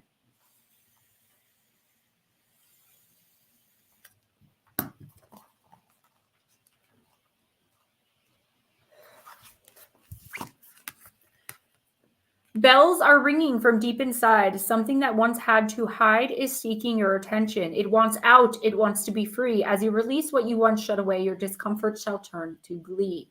You are a spiritual adventurer. You are not afraid to go to the edge of what you know, of who you have believed yourself to be. Even when before you there lies the darkness of unknown worlds, of undiscovered parts of you, even when you feel uncertainty, discomfort, or doubt, you are still willing, even if quaking in your boots. Thank you, Andrew. To figure out what it's all about. This fine and fierce attitude gives you a special kind of grace, the grace to discover that you are a living, wild, divinely free, and empowered force to be reckoned with in this world. That discovery sets you free from fear and unleashes you upon a path of loving, wild creation and joyful abandon. So you have come to a place in you and in your life where you don't know. You don't know what's happening. You don't know how to work through it. You don't know who you are. Well, not all of who you are. You don't know what you don't know. You are at the point of not knowing because you're growing. There will be surprises. There will be discoveries. You'll feel awkward at times, like you're trying to see in the dark. You'll wonder if you're supposed to be so confused, if you're supposed to feel like you aren't sure who you are anymore, or even if the things that once made sense in your life are supposed to seem so fragile, as though life, once thought rock solid, actually turns out to be a house of cards. The answer, of course, is yes. Yes, it's a royally divine mess. don't be afraid to let there be some inner rattling and rampaging. The Dark Harlequin card comes to you at a time when you are naturally diving into the darkness for a healing purpose. So ask the difficult questions. Do things you wouldn't normally do. Experiment with thinking in ways you wouldn't normally think. Be willing to let everything change for the better by first letting go of how things are now. The messier your inner world seems to be right now, the more you can expect complete and utter transformation as a new order comes into form. Expect the unexpected, for you were born to grow into what is happening now. It's time to let the wild thing that's within out. Okay, Erin, this is actually a really beautiful message, even though it sounds scary. Whatever it is that you're going through in your life right now, I feel like it's something that you never really been through anything like this before, and it could be well more than one thing. So maybe like a whole bunch of different things happening personally, professionally, spiritually, your inner world, your outer world, the people around you, everything is changing. And this is because you are about to embark on another spiritual awakening. You're going through a dark night of the soul, and the universe is saying, do not shut down. Don't shut yourself out. Thank you so much, Vixen Doe. You guys are amazing. Thank you so much. Do not shut down. Don't shut anyone out. Be open to anything and everything. The literal worst thing you can do in the next week or two is hermit in your house. The universe, I was going to say I want you to because I'm the one speaking, but the universe, your spirit team, is telling you to get out and take a chance. Now, I don't mean unnecessary risks or anything dangerous, but you are the fool at the beginning of the tarot journey. You're going to take a leap of faith. Trust that the universe is guiding you. Your spirit team is here in full form and effect, telling me to tell you, just do it. If an opportunity has come to you lately that you're really stressing over, like, should I move across the country? Should I, take this new job, even though, it pays less? Things like that. Erin, I totally get it. You can ask anybody in here. I am the literal queen of the hermits. I am the hermit goddess. And I'm a Pisces sun, which makes sense.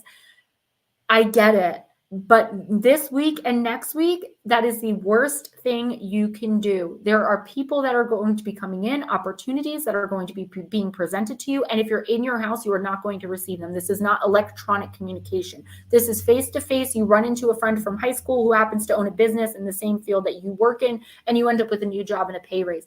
Things like that. These synchronicities that cannot happen if you're holed up in your house or anywhere else. Things are going to get better. The quicker you open up to opportunity, the quicker you start listening to the voices in your head, the spirit downloads, and taking the advice, you're going to get right through this. Looking forward to it. Perfect. And let us know how it turned out. Guys, I need to run to the little girl's room. I will be right back. Yes, Mike, do not fall on your sword again. Ghost dragons, hold down the fort. I'm trying. So how's everybody doing? Just so people know, now that Gemma's still standing there. I'm trying to find my phone so I can check my cash out. The next people will be Andrew, Jules, Darlin, Deb, Nick, Nutslap, TD Dean, and then Zerg de Berg. You're welcome. Mike, you're amazing. Thank you so much. I did get it. Be right back, guys. Where's mine, man? Where's mine? I want mine. I want mine. I didn't even get a waffle sandwich because I ran away. That's what happens when you let me go to the bathroom. I sneak away. Tell us jokes. I don't know. The jokes I can tell would not make YouTube very happy at all. Yeah, everybody can hide, but you got to remember she'll find you without having to look. No, I don't do it. Mike, no, I don't. I'm only kidding. I'm good right now. I'm going to sue a light bulb company for faulty light bulbs. That's what caught our garage on fire. It was a bad light bulb, a bad plastic cheap light bulb. Now she tries to keep me on a short leash. She tries. Doesn't always work. I'm a sneaky little guy, let's put it that way.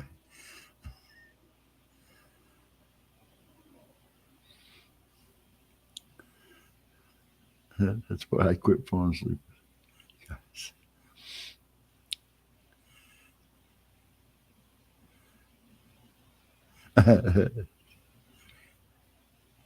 Yeah, and I feel bad for these people that take tips now since they're going to change that and tax the tips now. That's total BS. That's going to screw a lot of people. It's so bogue.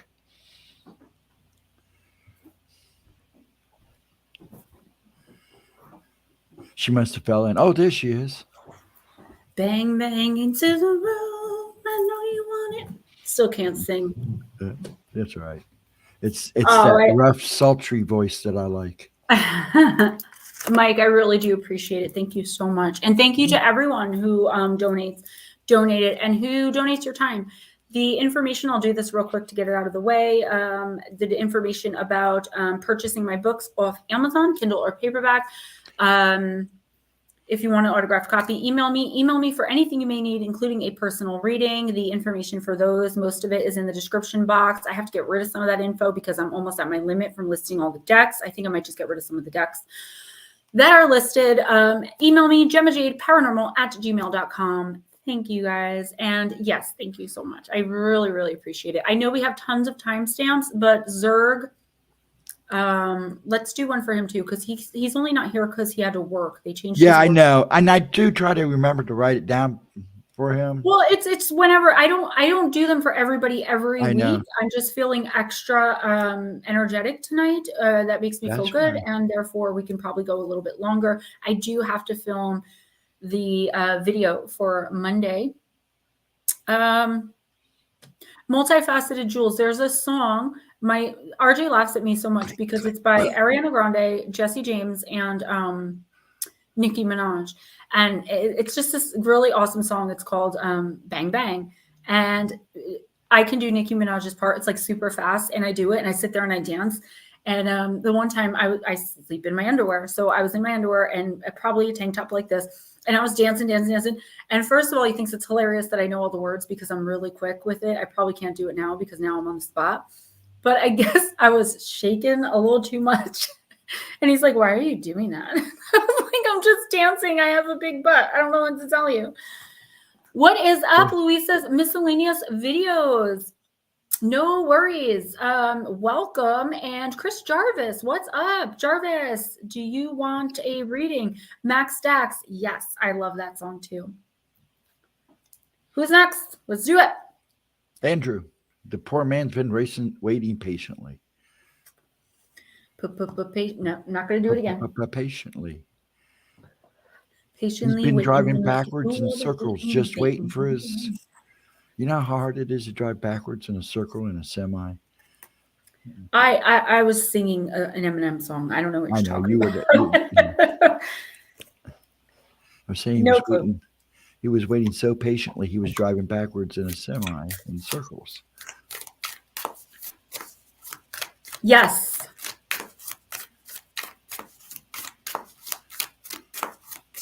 Oh, wow, Chris, that sucks. He's had pneumonia. Oh, nice. No, not the pneumonia. I was reading Vixen Doe. I'm so sorry, Chris. That came out wrong. I was reading the comment below yours. Vixen Doe said in a group chat, I gave taken the name Rose Dragon. I have always tried to avoid pink, but lately has been in my face. And the first book of my RV is all on dragons. First of all, Jarvis, make sure that you take care of yourself. Yeah, please. That's a really serious thing. Yes. No reading for Jarvis. I do know Eminem, yes. And Vixen Doe, just roll with it. Roll with it. Yeah, I'm going to get me a camper too. Dad's driving me nuts. I may have to live it in the backyard. That is one of my goals, is to travel the country in an RV. Just probably me and RJ. You'd probably be there. I want to visit so many of you guys. I really do. Yeah, I am, Jules. I am. And Diesel Girl's so happy to see you. I haven't seen you for such a long time. Yes, welcome back. Shelly, I just love you. You're so random.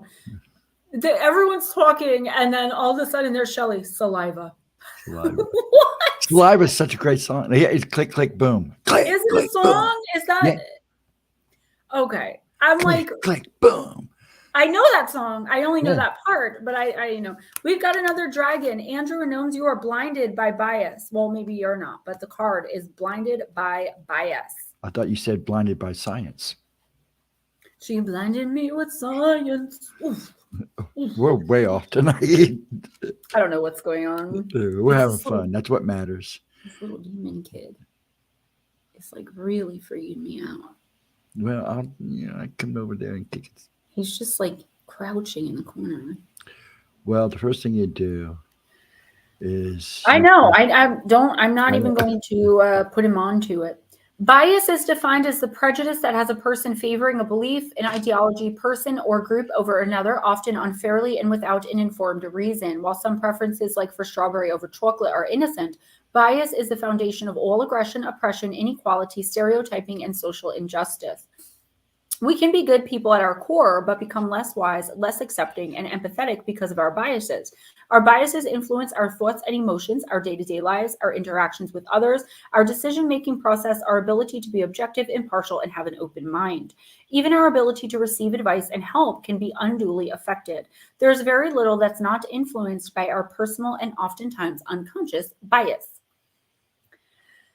How do you, Andrew, address bias? The first step is to accept that you have them. The second step is to learn to familiarize yourself with different kinds of bias and determine if they are present in your daily interactions.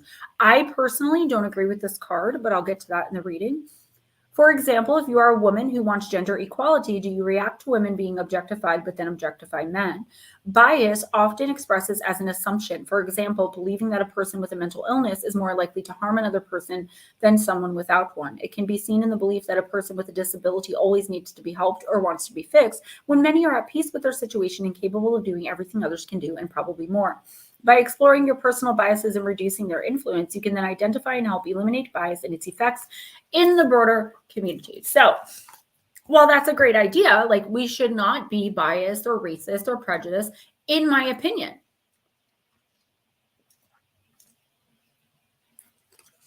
Okay. But I feel like what this card is about is your eyes are going to be opened to something. Blue Crossroads, my son is a hip hop rap artist. I listen. I do. Your eyes are going to be open to something. It's like, I want to give an example. So say there's a guy that you work with whose name is Fred. And Fred is an absolute jerk to everyone. The guy is miserable. You're a light worker, so you show him kindness and grace no matter what. And then one day you, I don't know, lost your wallet and now you can't get home because you can't put gas in your car. Fred is the only one out of like 50 people that are there when this happens that gives you $20 to throw in your gas tank and tells you don't worry about it. Eye-opening, right? Because he thought Fred was a jerk when really, maybe that's just how he interacts with people. It's obviously more than likely not going to be that, but it's going to be something like that. I think it's going to be something that really in such a positive way opens your eyes to someone else, something else, accepting something or someone that you never thought you wanted to have anything to do with. And I think the reason for this is the universe helping you along on your spiritual journey, blessing you with some sort of opportunity in the form of who and or whatever this is. The women in chat stirred the pot up tonight. I didn't see it. Maybe it's for the better. Who's next? Chris Jarvis, I agree with you there, but can I tell you that the old school stuff, like the original, I can listen to some of it, the stuff that's called old school hip hop. I guess now that would be my type of hip hop. I like anything from like 1990 through like 2005. I agree with you that 2005 is the cutoff though, because I cannot. Anyway, I'm sorry. Who's next? Jules. Miss Jules, let's use Moonology manifestations. Monica, you're number 9. I told you that, but that's okay. Every time you say Monica, that song by Monica, Before You Walk Out My Life. Monica. Well, I never meant to cause you no pain. I can't. That's all right. We'll make you do a whole video when your voice is better. We'll just make you do a I whole just video. wanna go We're gonna have you do all your tarot readings, all your oracle card readings, and song next week. So you better be think I happy. won't. I know you would. I know I you can would. sign songs in sign language. Mike says most of the times that's how people see me when they don't know me. I've always had that problem, like even in relationships, right? People look at me and they have this idea of me, of how I should be because of the way that I look. And I get into a relationship, and when the person realizes I'm a real human being with real problems and issues, they're suddenly like, they don't want to be around me anymore because I didn't live up to this pedestal that they put me on just because of the way that I look. And I'm not being cocky or conceited at all. My looks have taken way more from me than they've ever given me. But I go into a bar alone, I pay for my own drinks, I sing my karaoke, not now, but I used to. And women would look at me like I was a B word. And men would, I literally had the name the Ice Princess because I didn't want anyone buying me drinks. But I'd still talk to guys and try to talk to the females that were in there. But I was there to do karaoke. And it got so bad that I actually had to start bringing my father with me just so I could drink pineapple juice and sing karaoke because I wasn't looking for that. All right, Miss Jules. Darling Deb, a couple of days ago, it started off as a very angelic looking, beautiful little child, similar to RJ. And I said to Stephen before stream, I said, it's going to reveal itself, I think, soon because it's just been lurking, but I can't do anything about it until tomorrow. Because I really don't want to burn sage while my mom is here because she has COPD. And I have some other things I want to do, like I'm going to mop with holy water. I'm going to use some homemade tar and war water, the black soil. I'm going ham on this house tomorrow. And I didn't mean to say that out loud. I was trying not to because I didn't want to give that away. But this thing is really creepy now. Now it's like a little. Oh, I know. I can feel the vibe like coming. I don't care. Like it's a black-eyed kid now, just crouching in the corner, looking at me like this. I'm glad I'm not in that room with you. With like fangs, freaking out me. Yeah. They don't like me at all. It freaks me out. I just open my eyes, but that's like how it always is. The spirit always comes or has a habit of coming in the middle of the night and waking me. So I saw this angelic little boy, and normally if it's a real little boy spirit, I'll hang out with it and care for it and move it on. But this kid was like,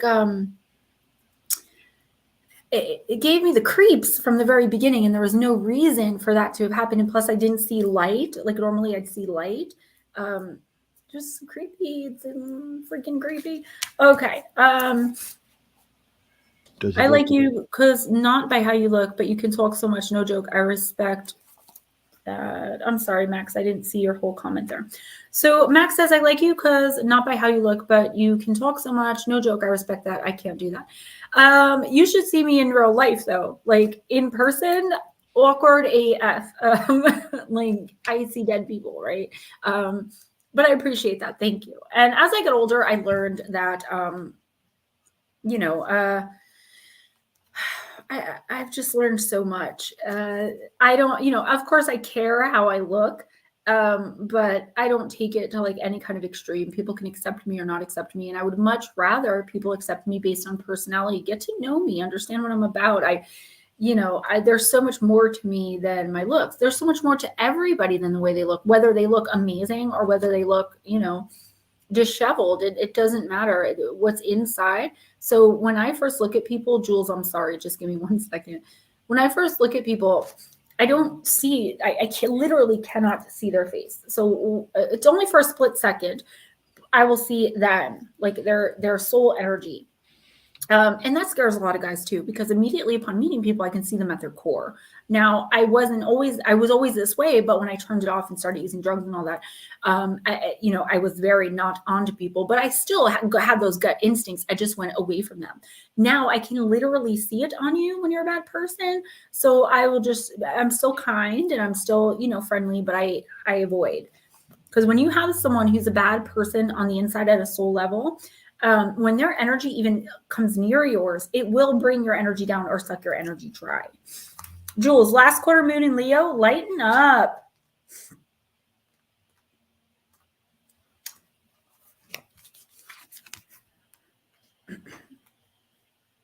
What's happening for you right now can turn out well, but you need to find a balance between the light and the dark of the situation. Get in touch with some lighter and happier feelings to clear away any energetic debris that may have grown out of your fears.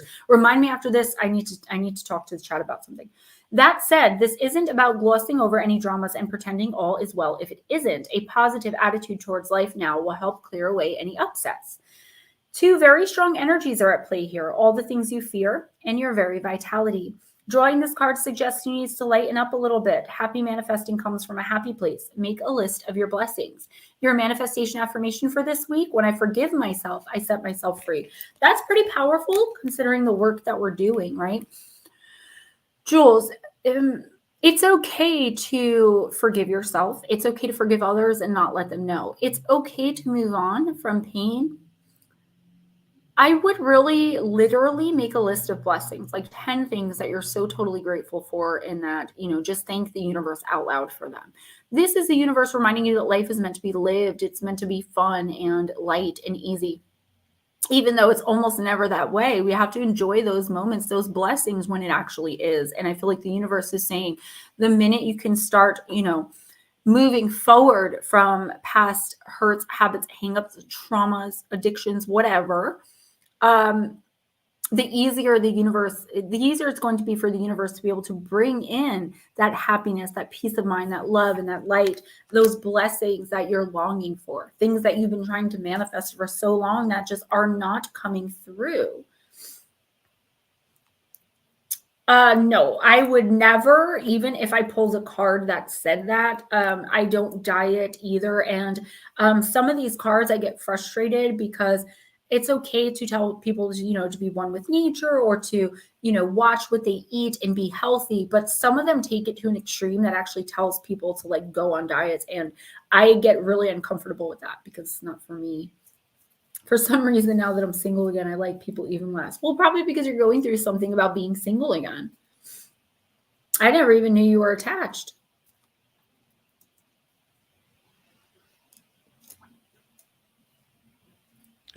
I'm going to step away. No, I wanted to talk to you guys about something, and this will be really quick. Me too. And it's not for anyone who's in here, but I felt the need to say this. So when I do these readings, I do it to hang out with you guys. I love being here. I love that this is my job, like my literal job. When I do personals, when I take on personal clients like Jules, we've been doing a lot of good work. New England Dirt Roadie, who, I don't know if I did something wrong or scared him away, but I haven't seen him. He's one. And then I have 2 or 3 others. So I've been taking on a lot. So I always offer things like, I'll work with you. My boxes tend to cost a lot because shipping is a lot. And I put real genuine crystals in there and things like that, right? I have to pay for the inventory and the shipping. And most of the time I only make off with $20 anyway, but it is a lot. So I give you a month of once a week face-to-face time with me of an hour to an hour and a half, even though lately it's been more like 20 minutes because I've been busy. So anyway, it's my job, right? This is what I get paid for. And anyone who isn't able to pay and needs my help, I help them. I either go much, much cheaper, or I just do it for them. I mean, I'm not going to not help somebody over money. But when someone is very persistent with me to do a video chat, and I charge kind of a lot for them because I send out boxes, I do the weekly thing for the month with you, I work with you, I clear, I do a lot, okay? And they are so persistent that I feel like I have to do a face-to-face with them and give it to them for free. And I'm very shy with one-on-ones with people. It's very awkward for me. And Jules and I hit it off, but I hate talking on the phone. So to do videos, it's not easy for me, but it's something I do. So I'm able to help you guys. So if I'm okay, I'll do it, for nothing, but it's got to be 20 minutes, so then we do it. And then you're okay, I can pay you X amount. And I'm you know what? Pay me this amount, and give them this great price because I feel bad and I know they don't have a lot of money, and I'll work with you with it. So instead of a month's worth of calls, I give you 2 weeks worth, and we'll get everything cleared up. And you're okay, no problem. And you ask me, to look at something or whatever. This is just an example, but it's been happening more and more. The main theme of what I'm getting to is this part. And you say, okay, but I don't get paid for another 2 weeks. And I say, okay, do you want to wait until you get paid? And you say, yes. Then you message me every day asking me, hey, can you help me with this? Hey, can you look at that? Hey, can you? If I were a lawyer and I gave you a free consultation when normally I don't do that, would you call me every day and say, hey, can you help me with my case by doing this? Would you help me with my case by doing this? And it's not about the money. It's not, it's really not. I am making a living here, but I try so hard. So when I'm doing it for you for free, when other people are paying maximum amount, and then you just please don't be pushy with me. I guess I'm going to hate myself for that little spiel, but people are driving me nuts lately with like, can you look at this picture? Can you look at my edit? It's like, I don't have time to do it. Like, do you want to be a client? I can do X for free, but it's just like, guys, I'm working here. So it has nothing to do really with Oracle, but everyone, it is going to have to do with like 2 or 3 people that are listening that I love to death and that I will help, no problem. But don't be so pushy with me. All right. Sorry. I'm going to rewatch this and be like, why did you do that? All right. That's, I don't know, text me. Sometimes you got to say what's on your brain. Yeah. And I feel bad though, because it has nothing to do with anyone in here. It's, you know, 3 specific someones who message me pretty much every day asking me to do stuff for them. And I'm like, you didn't even agree to be a client. And I really work like, you know, like I'm at my computer 13 to 18 hours a day on days that I don't stream. Writing. Oh, yeah. Easy. So, all right, guys, I'm sorry about that. Who's next? Darling Deb. And if you can remember Nick Y, I got to step away for a minute, okay? Okay, go ahead. So Darling Deb and Nick Y. Yeah, yep. TDD, and it's like I don't mind helping, but I'm a people pleaser. It's something that I'm working on. So I'm awkward. So when I feel pushed, then I feel pressured to have to do something for someone because otherwise, you know, they're going to be mad at me, or I've been called like a fake or a fraud because, you know, I didn't want to every single day go on a video chat with this person who wasn't even paying me to begin with. Oh, Darling Deb, you got the card of manipulation. I will always help anybody as much as I possibly can. All right, so this is Jupiter in Scorpio. It's a good placement. But please don't be pushy with me because people pleasing is something that I'm working on in my own life and in my own self that I have a real problem with. Who got deleted? Max Sachs, no. Yeah, not on retainer. Yeah, like you have to retain my services. No. But it's much easier for me when you do, because then I'm like, okay, this is work. Got to get this done, you know, as opposed to being like, did you give any thought to what we talked about? And it's like, yeah, are you going to pay me? But I'm working on it. Boundaries. Yes. I have a hard time making people stick to boundaries. Darling Deb, Jupiter Scorpios expand and develop their lives through deep and passionate interest in psychology and mysticism, by which they explore the hidden secrets of life. The Jupiter Scorpios' passion for life's deeper subjects could develop into a strong interest in such things as life after death, reincarnation, and/or spiritualism. Legal work or business may attract them, and they could gain from other people's finances, either through assistance or speculation. Jules, you got me on that one, baby. The ability to see and help develop other people's talents gives Jupiter Scorpio personality good possibilities in counseling or some kind of management work. People with this planet sign aspect have the ability to discover other people's secrets, whether for altruistic or selfish reasons, and their magnetic and penetrating powers can be used almost hypnotically to achieve their objectives. Positively, Jupiter Scorpios could find themselves with the responsibility for helping others with their deepest problems, and this planet sign combination can produce the devoted entrepreneur who supports and encourages prodigies with unfailing work. On the other hand, these people who can persuade and seduce with their enormous charisma, leading others into whatever they desire. In a reading, this card may warn that one is following a false or manipulative person. Scorpio's natural rulership of the 8th house shows a benefit from an inheritance or heirloom. Deb, I could be wrong.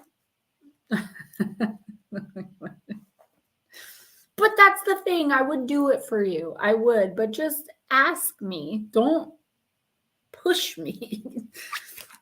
Monster Radio, hi. So Deb, I could be wrong, but did we talk about inheritance, me and you, either in the personal or in the past couple weeks? I feel like I don't know if it's an inheritance or if there's something that you have that's worth money that you don't realize. Okay, so like going through antiques or going through things in your house that are super old or something that someone's about to give you. Okay, I talked about it with someone. Okay, so there's money coming in. There's like hidden money somewhere, and not like literally there's like money like my grandma used to hide it in the freezer. There's actually like something that you have is worth money. You just don't know it, or something that's about to be given to you. Okay. I do feel like there is someone here that's manipulating you and you don't see it. Hey, Nightmare. And I don't like to give people messages like this because sometimes people are like, oh, now I feel stupid. Think about the people in your life who maybe someone new that's in your life, or it could be someone new coming in who is like a real charmer. This person is very beguiling. They're it's like they can sell ice to an Eskimo. That's the energy that I'm seeing. And this person's coming in to try to like woo you, win you over to something. I don't see them wanting money though. That's the thing. I see like the money thing being separate. If you're, I don't know if you're attached or dating. If you're dating, be really careful. Like I told someone else before, of like who you go out with. If this is not a situation like that, just be aware of anyone coming in like from the past, being like, hey, I got this great opportunity. There's a bridge in Brooklyn. It's for sale. You know, something like that. Something that seems too good to be true definitely is. Except that you either have something coming in, an object that I'm seeing, either in your home already or that someone is going to give you. Okay. I did say that in the personal. I did 6 personals yesterday, so they all kind of run together. I'm sorry, but who's after Darling Deb? I'm gonna have to go back and read this chat. You guys are killing me. Nick Y. Nicky boy. Nick, are you here? He probably left. He's looking to win the Pick 6 or something like that to buy a dart bar. Okay. He's like, I need some of your juju. I'm like, dude, there are things you could definitely do to, you know, up your chances. The object is different from the bad person. Yes, I don't think that the person has anything to do with the object, but let me tell you something. If they do, it's a person coming in being like, oh, I'll give you X amount of money for that, knowing damn well it's worth 4 times that much. And that could be like a scenario. It's confusing. I know that. I was hoping that you would understand it a little better than I do, but we'll keep an eye on the situation. Watch people coming in from the past, okay? Watch out for people coming in with, you know, again, offers that seem like you're like, wow, really? That's an amazing offer. How could I say no to that? Say no to it. And again, if it's about dating, really watch who you communicate with online too, Deb.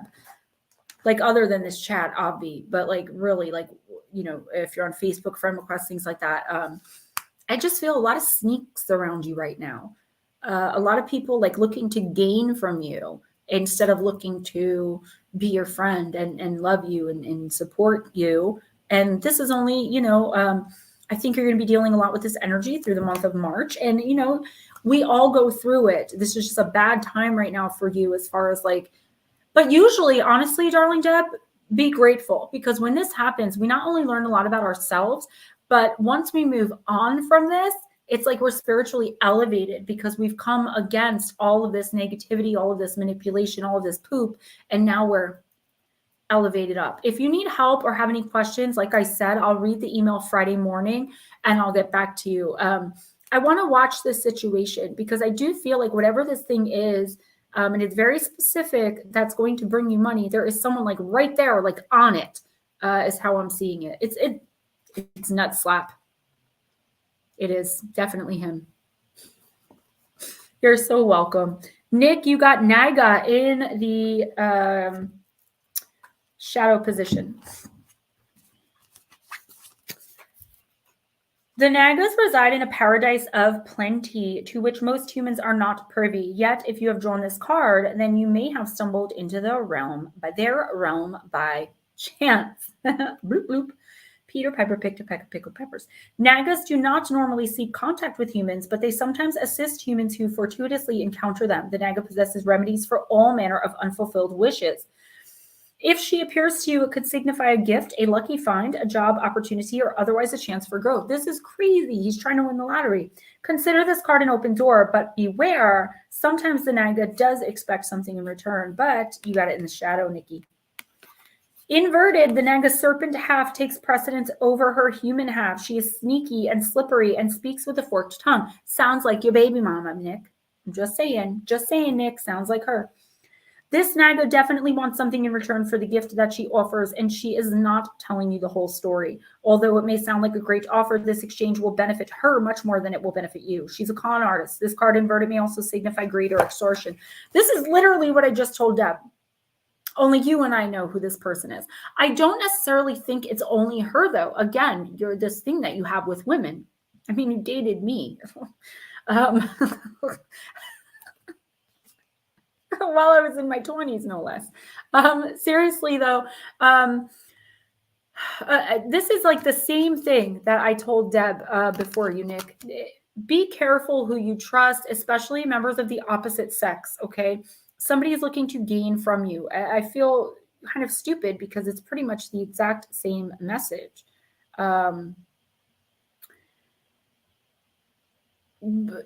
Take care of your money, like make sure you don't like leave money laying around. Like I see someone like sneaking around, snake, like there's a snake in your grass, someone who's laughing in your face, smiling with you, but secretly hoping that you're going to fail, fall, and stumble. Okay.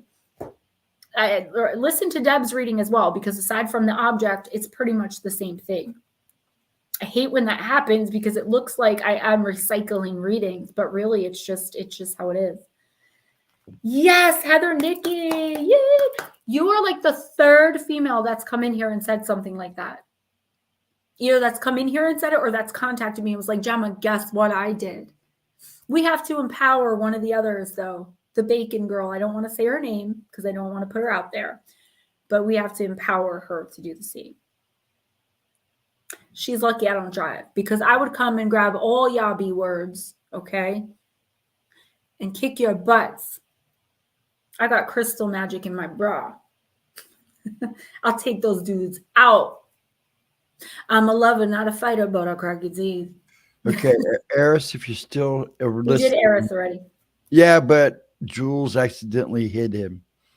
So it was a boo-boo, I guess. So Aries, she didn't mean no harm.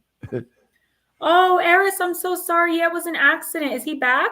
I don't know. I haven't seen him yet. Oh, I hate when that happens. It happens. I just hope he comes back. There he is. Oh, what happened? Jules kind of got mean with you and just gave you the axe, man. She just said, enough of that guy. Go gone. No, just kidding. It was a boo-boo. Darling Deb, absolutely. You got this. Blue Crossroads, that's how Missy Elliott says it in the song, Son of a Gun. It's Janet Jackson, Carly Simon, and Missy Elliott. And she's like, see, I'm the lover, not a fighter, but I'll crack your teeth. And actually, I watched that video recently. It's a really old song, and it's a remix of You're So Vain. So actually, in the video, there's a bunch of modern day witches kicking the crap out of this dude who like played them all. I'm all for girl power, but ladies in here, you guys have to check that song out. It's called Son of a Gun, and it's Son of a Gun by Janet Jackson, and they have the Missy Elliott and they have Carly Simon, and it's like, I bet you think this song is about you. I bet you do. Okay, who's next? Sorry. No slap. Andrew, well, I'm sorry we're boring you. Okay, I see who you are. I see you. Me? Nut slap. Who? What'd I do? I was talking to Andrew. I was joking. He said he dozed off. Did I show you guys these? I think I did. Black Dragons.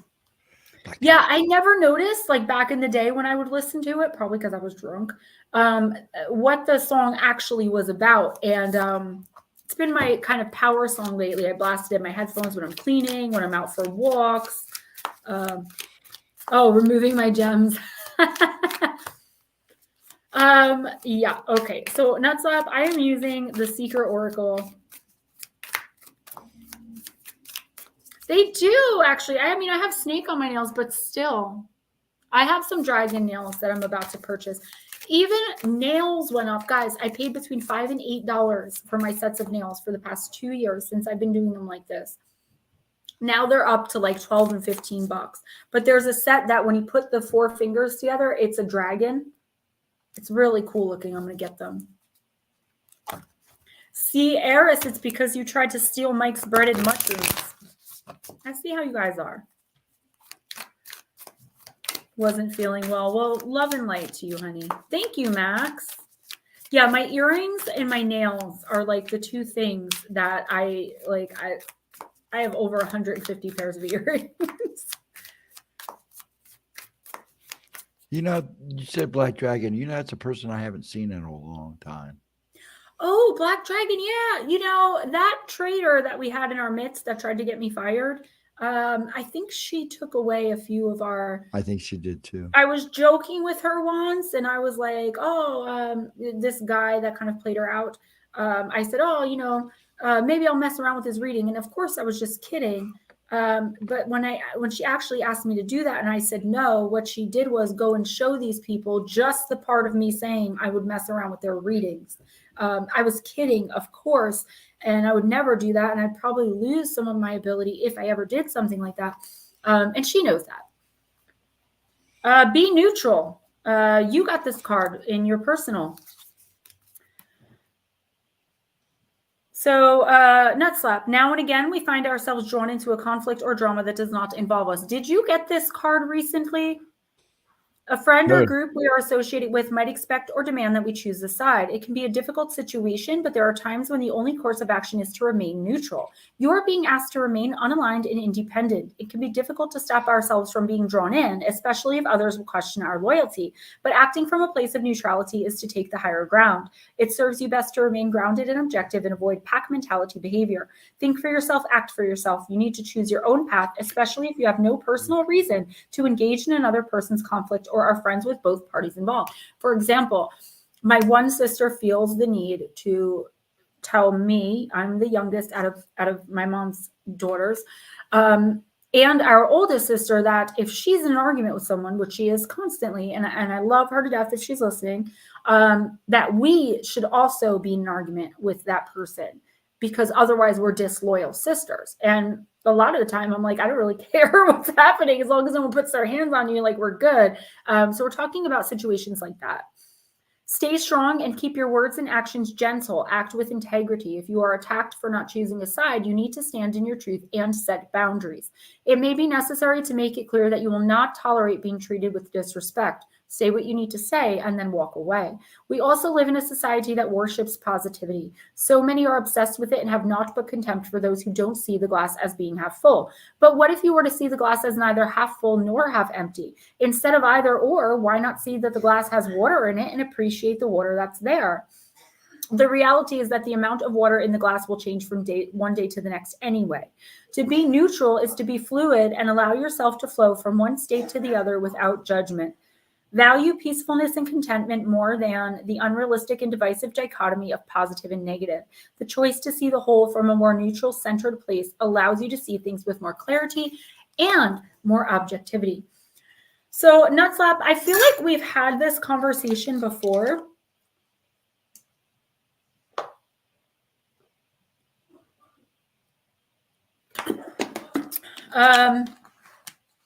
Where there are people around you who are engaged in some sort of argument, whether it's like a long-term feud going on, or like, you know, I was talking about, someone talks crap to like one of your siblings. I feel like unless you're my kid or my mom, I'm not going to be jumping into any arguments for you, more than likely, right? Like I will go hard for my mother and for my kids. Otherwise, I don't want to be involved in anyone else's drama. And I feel like that's kind of what this is. If this does involve your family, I know it might be really hard to choose a side, or to not choose a side. I mean, like, for instance, and this is just an example, like your brother and your mother are arguing over something. Regardless of who you feel is right, you're going to be automatically drawn to protect your mother. And again, this is just an example. But the universe, for whatever reason, is telling you not to do that. Okay, whatever this situation is going to work itself out, Nutslap, and you are going to end up being the bad guy. I do need to hydrate. A lot of the reason why I've been so sick is because I haven't been drinking enough water, and I know that for absolute fact. So I got my black currant and blueberry extract smart water. I'm good to go. Drank a whole Fuji. Who's next? T.D. Dean. TD, I am going to use Moonology on you as well. Sasquatch Kumquats. I love this chat. Not getting good vibes off this card. A lot of knocking, repeated knocking. Which card, hun? The Be Neutral? Shelly, I wish we lived closer. I could work with you and help you so much if we were in the same space. I just know I could. Okay, TD, New Moon in Gemini. Think it through. Yeah, you guys have. And a matter of fact, I hope Edna's okay because she almost never misses. New Moon in Gemini.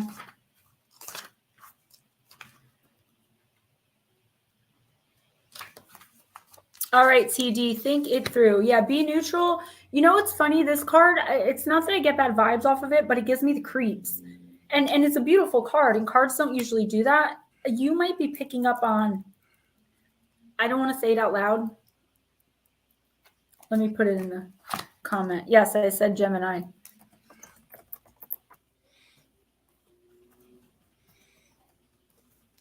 You know, you pulled that card for me too.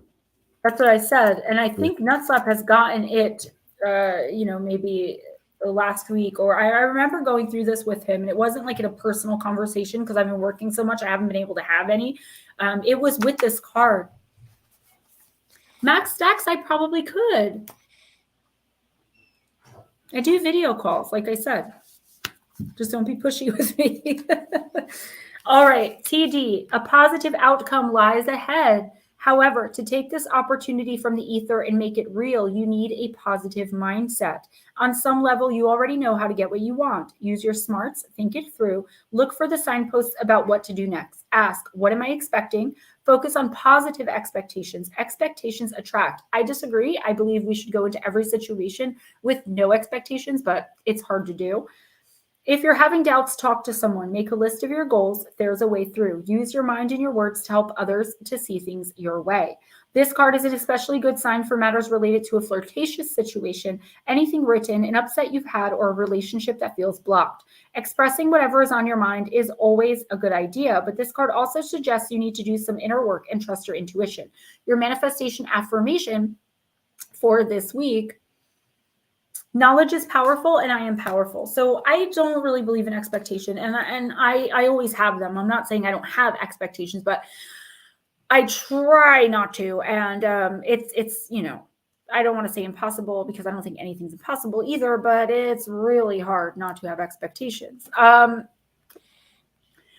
This card, though, is telling you that don't be quick to make a decision. Do not be quick to make a decision in the next week or two. I feel like you've come to a point where something in some situation or relationship in your life needs to change, whether it's something personal inside of you, or whether it's like something in your professional or a romantic relationship. There's something here that you're like, something's got to give.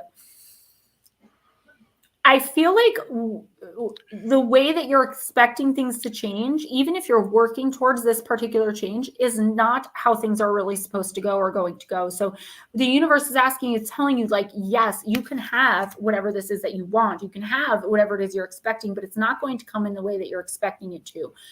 There's something you feel like you're going to feel like you need to say to someone, whether it's breaking off a relationship, quitting a job. It's like bad news you're going to have to give somebody. The universe is saying, don't do that yet, because there may be a different way. You may not have to give that bad advice, or bad news, or withhold the advice, or whatever the case may be.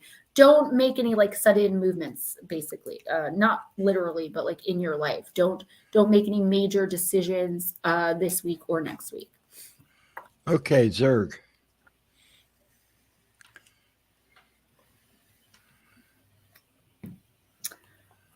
let's use, I like to try to use each deck that I have out at least once each week, but sometimes I miss some. Like I got the Urban Crow down there, but I don't choose the decks. So, all right. Very cool. You're welcome. Zerg, Raven's Wand.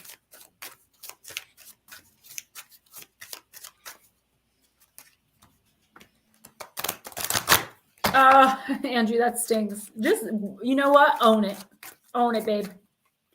I always shave Ray and RJ's head. Well, RJ gets haircuts now because it's winter time, but in the summer, I just shave their heads.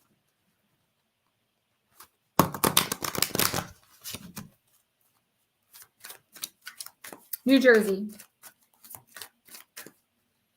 But believe me, video goes a long way with me. Trust me, the things that I actually can see with my eyes, you can ask. I think Jules will more than likely attest to that. Okay, so Zerg, you got the Call of Longing in the shadow position.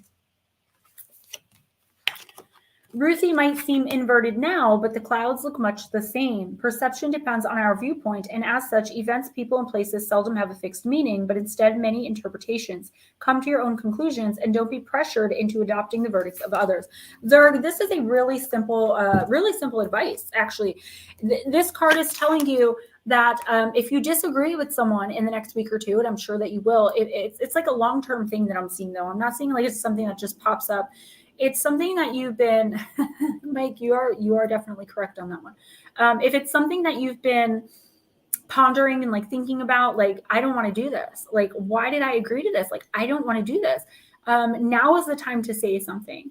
If you disagree with something someone believes or says in a non-judgmental way, and of course with grace, tell them. Don't just go along to get along. Like don't take this new job because your mom wants you to, or don't quit this job because your wife asks you to. Like, go with your own intuition, with your own reasoning, with your own sense. I feel like you're about to make a bad decision based on, and you're about to, which means you haven't yet, which means you don't have to, based on what somebody else wants more than what you're looking to do. Okay, dokies. Are we going to do Vera Ray? Yeah, let's do one for her. Okay. Thank you. Jules, I really do appreciate the endorsement. Gemma does not miss even small cracks or shines when she sees you face to face. You can't hide from her. It's so true. Shelly, if you don't come back or if we end, have a wonderful night. But I don't think I read for you yet, so try to get back here.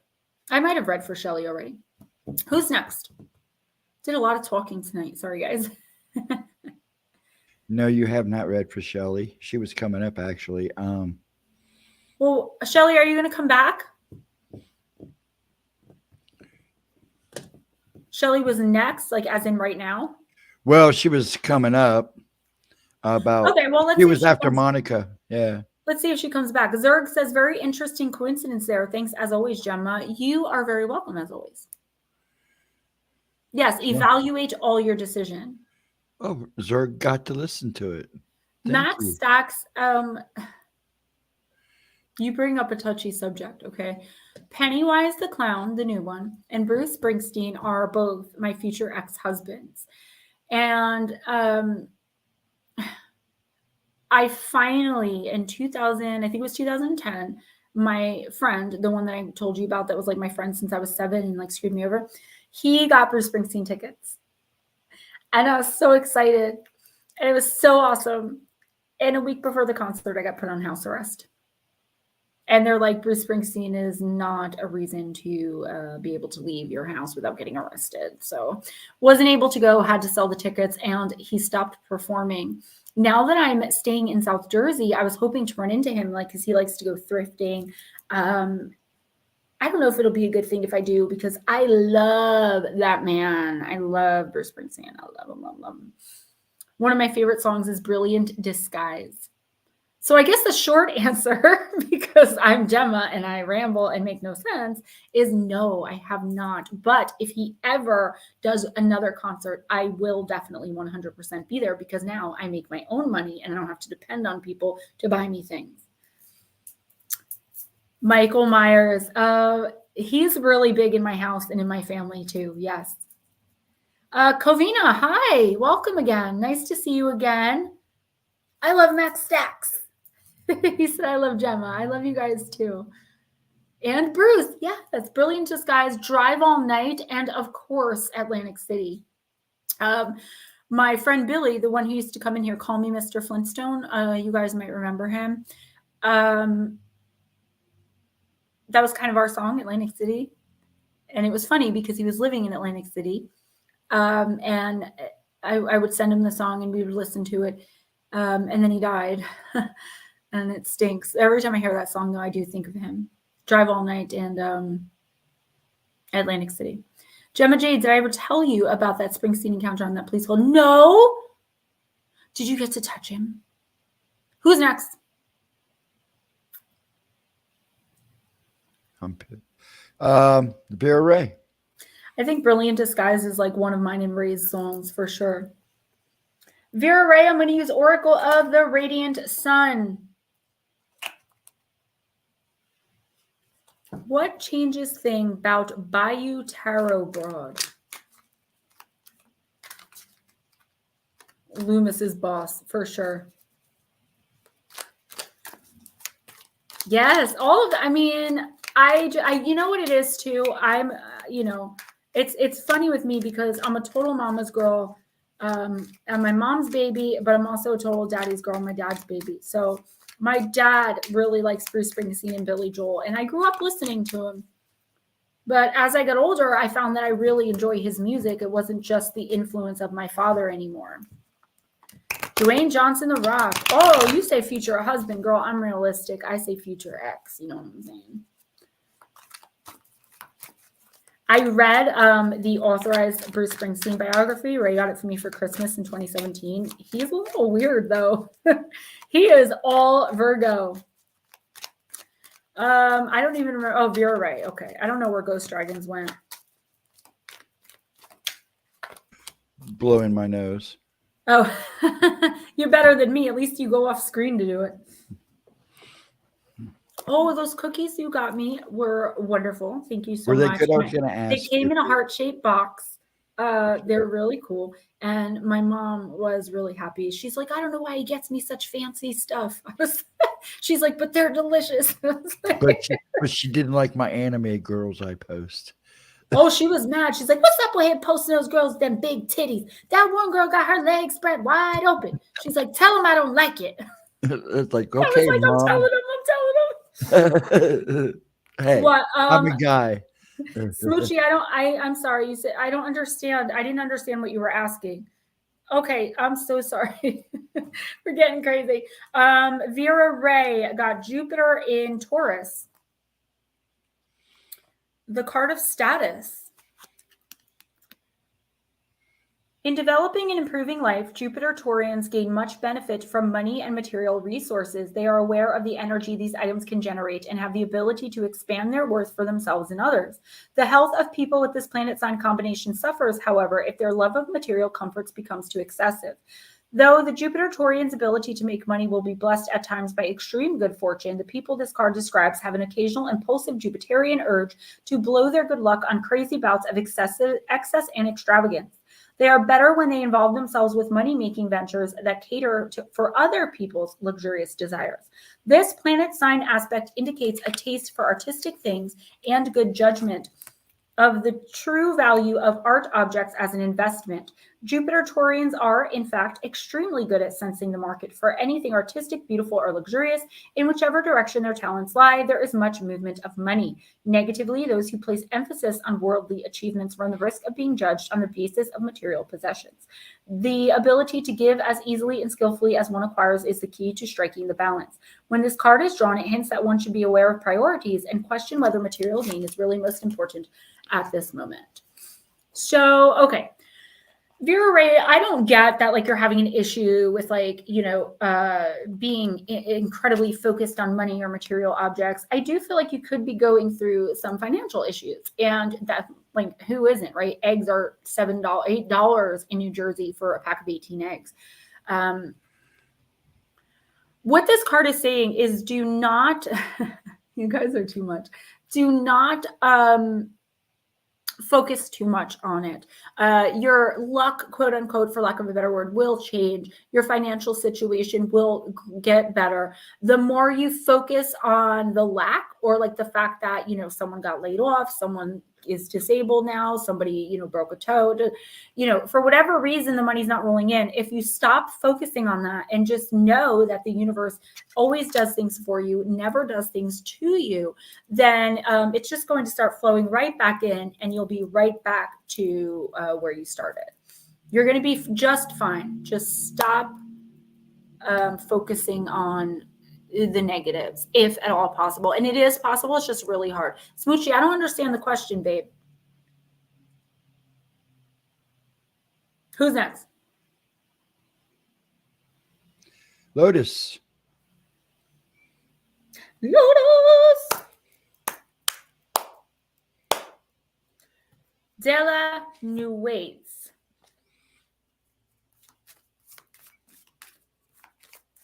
I think I used this for her personal as well.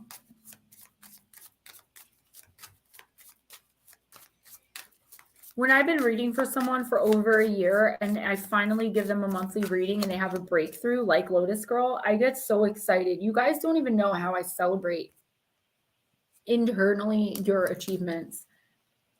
Scheherazade, I think. Card number 24. I've never heard of this person.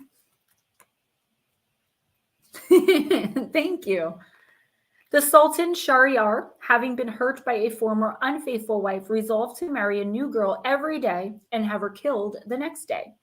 When he married me, the daughter of the vizier, I started to tell him a tale. He wanted me to continue speaking the next night and the night after and the night after. And when 1001 nights had passed, the king, having fallen in love with me, decided to spare my life and kept me as his inspired queen. What are the stories that live inside of you and that you wish to tell? Offering the tales that fill your mind is quite important at this stage of your path. If you could even save your life in a symbolic way, so do not wait. It could even, save your life in a symbolic way, so don't wait. Speak, write, compose, paint, whatever form you choose for your story, give it birth without delay. But remember, your audience needs to be captivated, so make your story unforgettable and addictive. Tennille,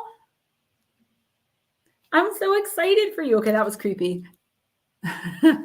I'm so excited for you because this is about that new adventure you're about to embark on that you know is going to take time and you know is going to take effort and energy, but it's going to save you physically, take all that stress away. This is like, go for it. Yes, do it. Make sure you don't give up on this idea. Move forward with it. This is the universe validating everything you learned from the March personal and everything that you decided that you're going to do with your life and what you're going to do next on your spiritual journey. Word. Monica. Well, that happens every time I hear the name. Not a bad thing. Not a bad thing. Just it's funny because that one part of that song pops in. Never meant to cause you no pain. All right. Let's do myths and mermaids. I know I think I use this deck a lot for you, Monica, but for some reason it just keeps coming up. But I didn't write anything down. Any suggestion for tarot decks for someone just starting out? I'm not, okay, I'm a lot better now than I was 6 months ago because I've been practicing. I've been using you guys as guinea pigs, anyone who wants to let me read tarot for them. But I had really great success learning with only one deck, and it's the Horror Tarot. Because it comes with a book that's a guide, I think you'll really easily, anyone can read intuitively, okay? There's a difference between channeling is what I do and bring the messages in spirit, and then you can also intuitively read, which is like pretty much the same thing, but it's not as spectacular as what I have going on here, which is a lot. Try the Horror Tarot, Horror Tarot, because it comes with a book that will guide you in every sense of the word. But even better yet, for someone who maybe, I don't know how it would work for someone who isn't a medium or like an intuitive reader. So on Amazon, they have decks that come with, like, if you look at the card, it has the meaning of the card right there on it. Try one of those if you want. And they're like super cheap because they're basic Rider-Waite tarot. There's nothing fancy or special about them. And as you pull the cards, you read, you can see every single time you pull it what the card means. Okay, Monica. Who just said that? Mike, I probably will. When I get time, I randomly read. And I've been really doing a lot better with tarot. She was supposed to have been the author of the 1001 Arabian Nights stories. Love them. Oh, that makes sense. I'm like, why is this person in the fairy tale deck? Heather, let me know how that goes. You can read for me anytime. Nobody ever reads for me.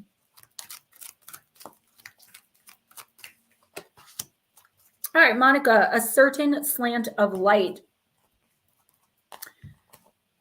Glass half full or half empty, girls. Depends on the way you see it. A pensive mermaid lies in her grassy pond, waiting for an answer to come to her. A grand light shines from above, illuminating her and her surroundings in a moment of divine insight and understanding. Darkness and confusion are commonplace in this world, but don't worry. Illumination is coming in the form of a new way of viewing your environment or situation. Some call it divine insight and others enlightenment. Either way, be prepared for a new perspective. A sudden shift in thinking will arise from the uncovering of unknown facts, opinions, or desires. These new points will help you understand where you are now and help you to answer some of the questions that have been gnawing at you for a long time. Be prepared, though. The illumination may be subtle and easy to miss. Keep your eyes open and your spirit curious so that you do not miss out on the illumination you have been so long waiting for. An answer is definitely coming to you for a question. It may not be like a literal question like, why is the sky blue? It may be like, what do I do next in my career? Do I really want to, be with this person? Things like that, like deep questions about your spiritual journey. I feel like you don't know the whole truth about something yet. Okay. There's something that you're like very pensive about that you're really thinking on. And if you knew the whole story and if you knew all the facts, you wouldn't even be giving this a second thought. You'd be like, yeah, whatever about it. Keep your eyes open. Again, I will tell you, like I told someone else before, don't make any major decisions in the next week or two. Let the information come to you slowly and surely. And as soon as it does, and you start seeing things from this new perspective of having all the facts and information, the answers you're seeking are going to be right there, right in front of you pretty much immediately. Gemma Jade, the restaurant manager, suspected this group of hippies was trying to use counterfeit 100s. Upon arrival, and I saw the hippies, I told him the money was legit because it's Bruce Springsteen. No way! I would freak. Totally freak. I could see that though, because like I said, he's a total Virgo sun, and I think he has a lot of air in his chart. Obviously, I wouldn't know, but because he is I love it, and it's not a judgmental thing, but he is a weirdo. Like, I love it. I love it. Once they found out who he was, they bent over backwards and comped all their meals. We stayed and had dessert with them. That is so cool. But did you touch him? Who's next, hon? Richard Elmore. You okay, buddy? Mm-hmm. What's the matter? Nothing. Something's the matter. Nope. We're good. We're good. All good. Richard Elmore, I'm going to use Earth and Bone. Good, Monica, good. And this is just one single aspect of your life, right? Where you may be a little confused, or you may be like, I don't know, do I go left? Do I go right? There's like a fork in the road in front of you. But you've been doing so well lately. I am super proud of you and the progress that you made. And I feel like as soon as you get the rest of the information, you're going to be positive and sure, more confident and self-assured as well.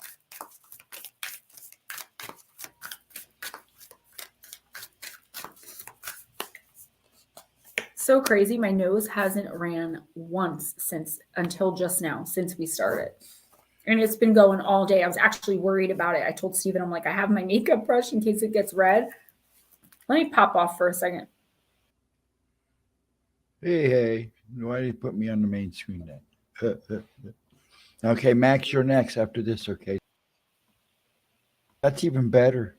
I didn't mean to do that. I'm sorry. You could have left me off. Well, I meant to do it. I blew my nose on screen anyway. I didn't even realize I was doing it. But I didn't mean to do it while you were talking. I apologize. Oh, you're fine. I said you could have left it like that. No. You don't need me on here. You're my eye candy. You don't need me anymore. You're a big Get out. now. Give me that look all you want. It doesn't work anymore. I still love you, though. I still love you, babe. Did you ever hear that song by Next? Richard Elmore, you got card number 10, roots, memory, legacy, tradition. Leaving your stamp on this earth and leaving behind the memory of who you are is leaving a legacy of love. Tell people that you love them verbally or through acts of service. Leave a memory of who you are in a positive way. Impacting others' lives with your light is the only lasting legacy a person can leave. The greater understanding is to be remembered. Love is the most powerful emotion to create lasting results, to remember those who we've touched or left a mark on so that our memory and legacy will live on. Your legacy is one that is unique. The amount of lives that you can touch by sharing your gifts and talents is one that will leave a lasting impression on future generations. It is achieved by being true to yourself, being present, accepting and embracing your truth and authenticity that will carve out a path for you to be of service to others. It is your service to humankind, sharing your voice through whatever form that is, that guarantees your lasting memory and legacy. You have the capability and potential to create tremendous positive change. Your individuality is your strength. Your gifts are what set you apart. Remember, not a single person accomplished great things by following the status quo for a quote-unquote normal or practical lifestyle.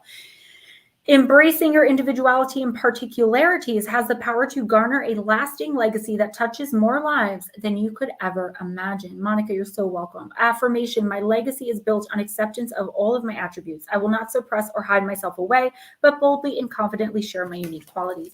Richard, dude, who's questioning you? You have someone in your life that they're either there or coming in where they're questioning you. They're questioning your choices. They're questioning your decisions. I feel like you're on a new path. And I've given this reading like twice already in this stream and multiple times across many personals and with clients. You're on a new path. You're becoming the person you were always meant to be. You're spiritually awakening, right? You may not be fully woke. And not that kind of woke. I can't stand that kind of woke. You may not be fully there yet, but I feel like something inside of you has shifted and changed, and you're viewing the world from a different lens, a better lens. But there are going to be people who are not changing, who are not growing, who are not becoming more spiritually aligned, who are not following their destined path, who are not manifesting the best for themselves. And they're going to be angry, jealous, condescending.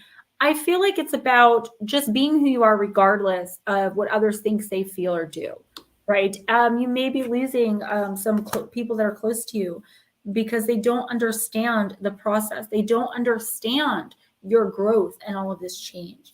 But you have to accept that. Or you're going to remain stuck and stagnant and stale with them. Max stacks, I just can't. Like, I can't. Don't even get me started. Who's next? Okay. Three Souls, are you still here? And Diesel Girl, have you come back yet? Three Souls had to go to sleep. Okay. But I did agree that I can read. So. Okay. I know we have a lot of timestamps, and I appreciate the effort it takes for you to do that. Nick, I already read for you. Yeah, I actually have it timestamped, sir. If you want, okay. If you want it, just let me know. Nick, this is your card, so it's timestamped, and you got this card right here, the Naga.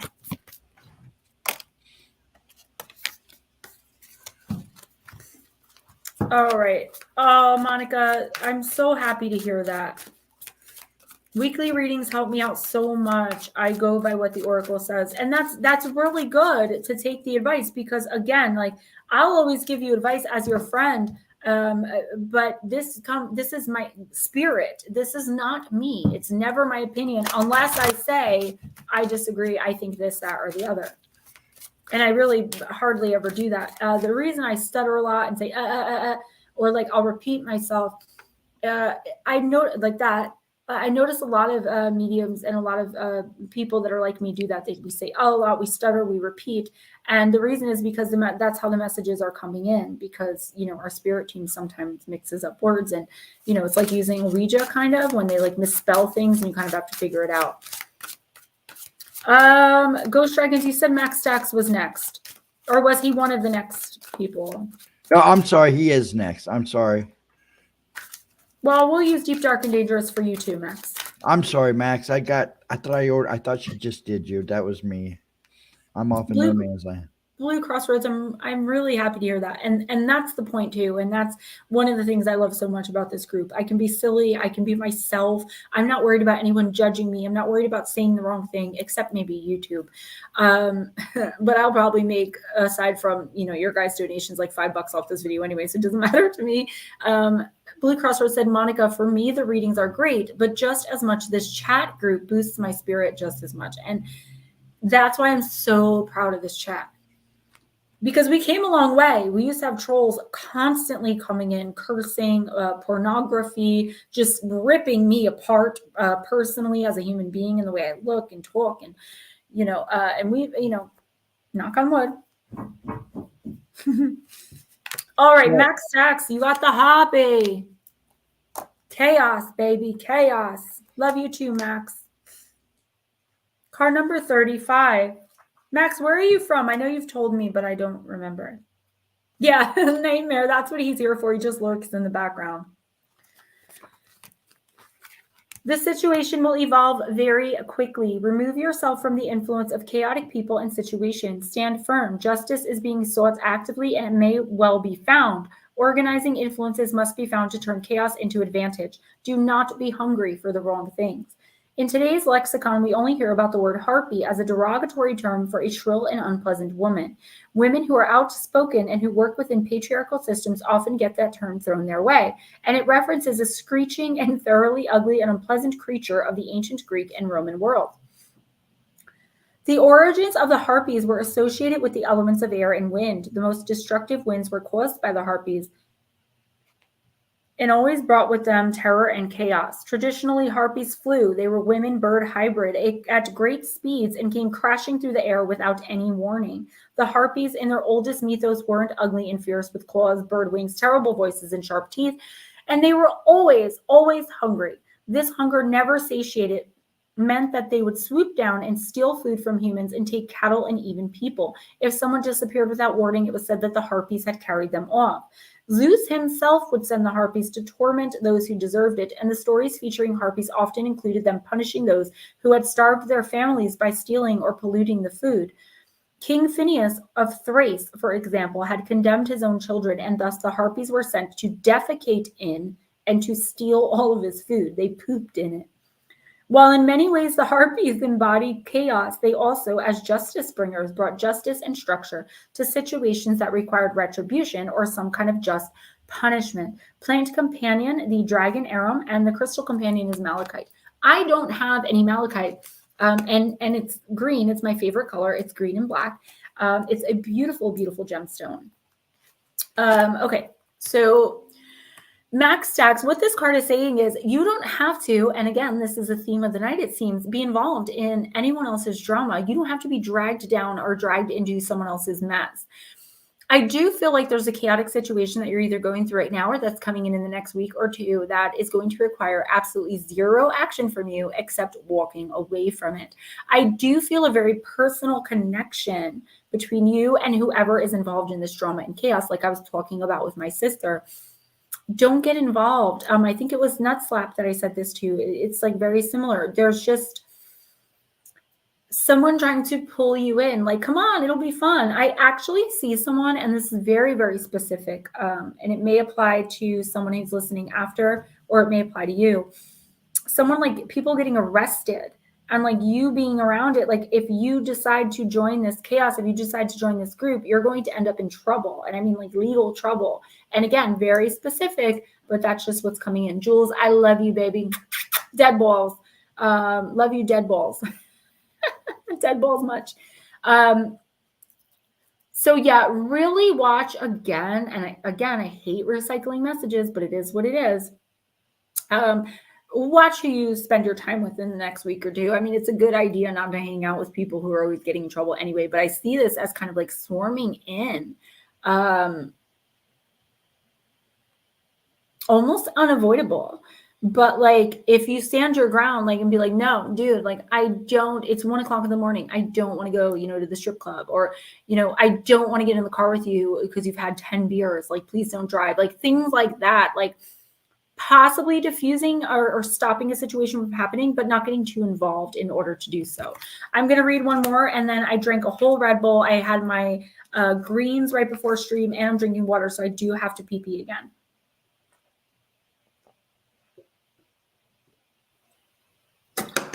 That reminds me of that Adam Sandler movie where he's like, I had a mother lined up for him, but she's banging the Pepperidge Farm guy. What was it, Big Daddy? Who's next, hon? I'm coming. I was paying attention. Nice try. Diesel Girl. Is she here? She said she'd be back. Should we wait? Want to wait? Yeah, let's see if she comes back. Yes, you're welcome, okay. Max. Thank you. Okay, then Louise, if she's still here, I know she's been popping out. Louise, miscellaneous video. I only saw her once. Well, she came in earlier, but are you here, Louise? If you're here, speak now. And then Nightmare, Nightmare, do you want one? I know you usually. Oh, she's there. There she is. Okay. Go ahead and do Elise. Let's use Still on the Wait again. Just love this deck. I can't believe it got lost in the 150 other decks that I have. My mom bought me the Mythical Creatures. It was so nice of her because it was like almost $40, and I just can't spend that much on decks. I try to get at least one new, Gemma Wednesday. I try to get at least one new deck a month from your guys' donations, though, like putting it back into the channel, buying crystals and stuff like that.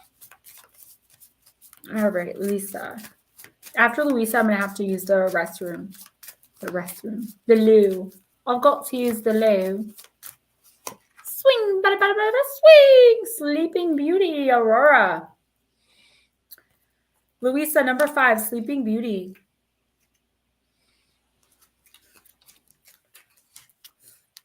I still have to film a video. Being a princess, my life was supposed to be only sweet and joyful. Alas, a cruel witch casted a spell upon me. She predicted that one day I would prick my finger on a spinning wheel spindle and die. And this is what almost happened. Fortunately, a good fairy partially reversed the curse. Instead of dying, I only fell into a profound sleep, from which I emerged some time later by the true love's kiss of a handsome prince. The time has come to be very patient and, most importantly, to rest. You have exhausted yourself lately, having to face bad witches and curses, so your body badly needs a holiday, vacation. Don't fight against the current. Break away from your everyday life. Take time to sleep well. Think calmly and rejuvenate. Things will work out fine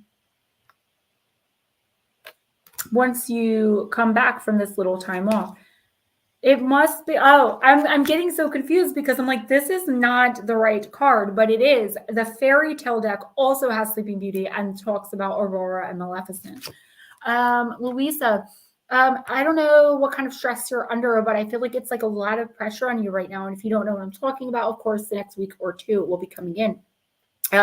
Feeling overwhelmed, feeling stuck, still stagnant, don't know which way to go. I'm feeling very like, can't breathe type stress, like major. And the universe is saying, listen, take a step back. Okay. Take a step back and get some rest. Watch what you eat. Only do things that, unplug if possible. Take an entire day or more. Like take as much time as you can this week and next week to not be online. Really start thinking about in your things in your life, what you can get rid of. Any like literally belongings, anything you're not using right now or have no use for, store it away or throw it away, toss it. Okay. Any person in your life who brings you down, makes you feel bad, energetic vampires, get rid of them. But most importantly, get more sleep. I feel like there is some kind of download that's trying to come in that's going to, I'm feeling like a lot of pressure in my head right now. You're not receiving, which means the universe can't bless you, can't offer you abundance, can't do anything for you because you're blocked. Okay. Rest well and messages will start to come in. I really have to go pee. I'll be right back. You're on mute. I do it on purpose just to agitate you.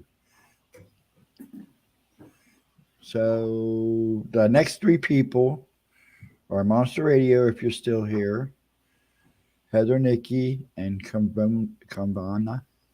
If I said that right, I'm sorry. And that's pretty much it. Let's see. I want everybody to have a good night. Have a wonderful day tomorrow. Because I don't speak anymore tonight. I'm not saying a lot. Have a good day in the week. And we'll see you tomorrow night, hopefully.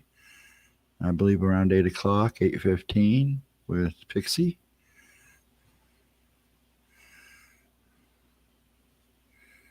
And I can't think of anything else to say. I'm a man of very few words today. I was in a meeting, very long meeting this morning at 6:30 with doctors and things, and it's been a long day. Good night, darling Deb. I want everybody to have a good night, too.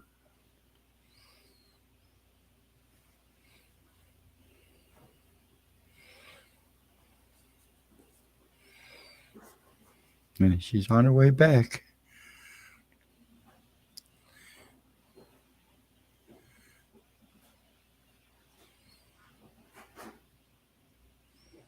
Clink, clink, clink. So, yes, those are the last three. Hey, Monster, you still here? Speak up, man. If not, Heather, Nikki, you're next. Then Convera, if you're still here. But speak up because... You sound so sad. Oh, I am sad. why? I don't know. I'm not sad. I'm just tired. I've been up since 6:30 dealing with doctors. That's not fair. I don't do strawberries, so you're good. Make all them women. They're so much better than Cherry's berries. There's 12 of them. Who'd you get those from? The one And place? white chocolate. Golden State. They have white chocolate covered ones. Then they have the chocolate with the chocolate drizzle. And then they have the this one. And there's 12 of them. And they cost me like $38. Okay, since Monster Radio is not answering, and Carrara, or however you say their name is, Canberra. Corova. Gemma, I take care of my mom and now have court next Thursday to make me legally co-guardian of my sister, and tomorrow I have to talk to Social Security about being in charge of my sister's money. Listen, take it all in, but do what you need to do, but make sure that you also take time for yourself.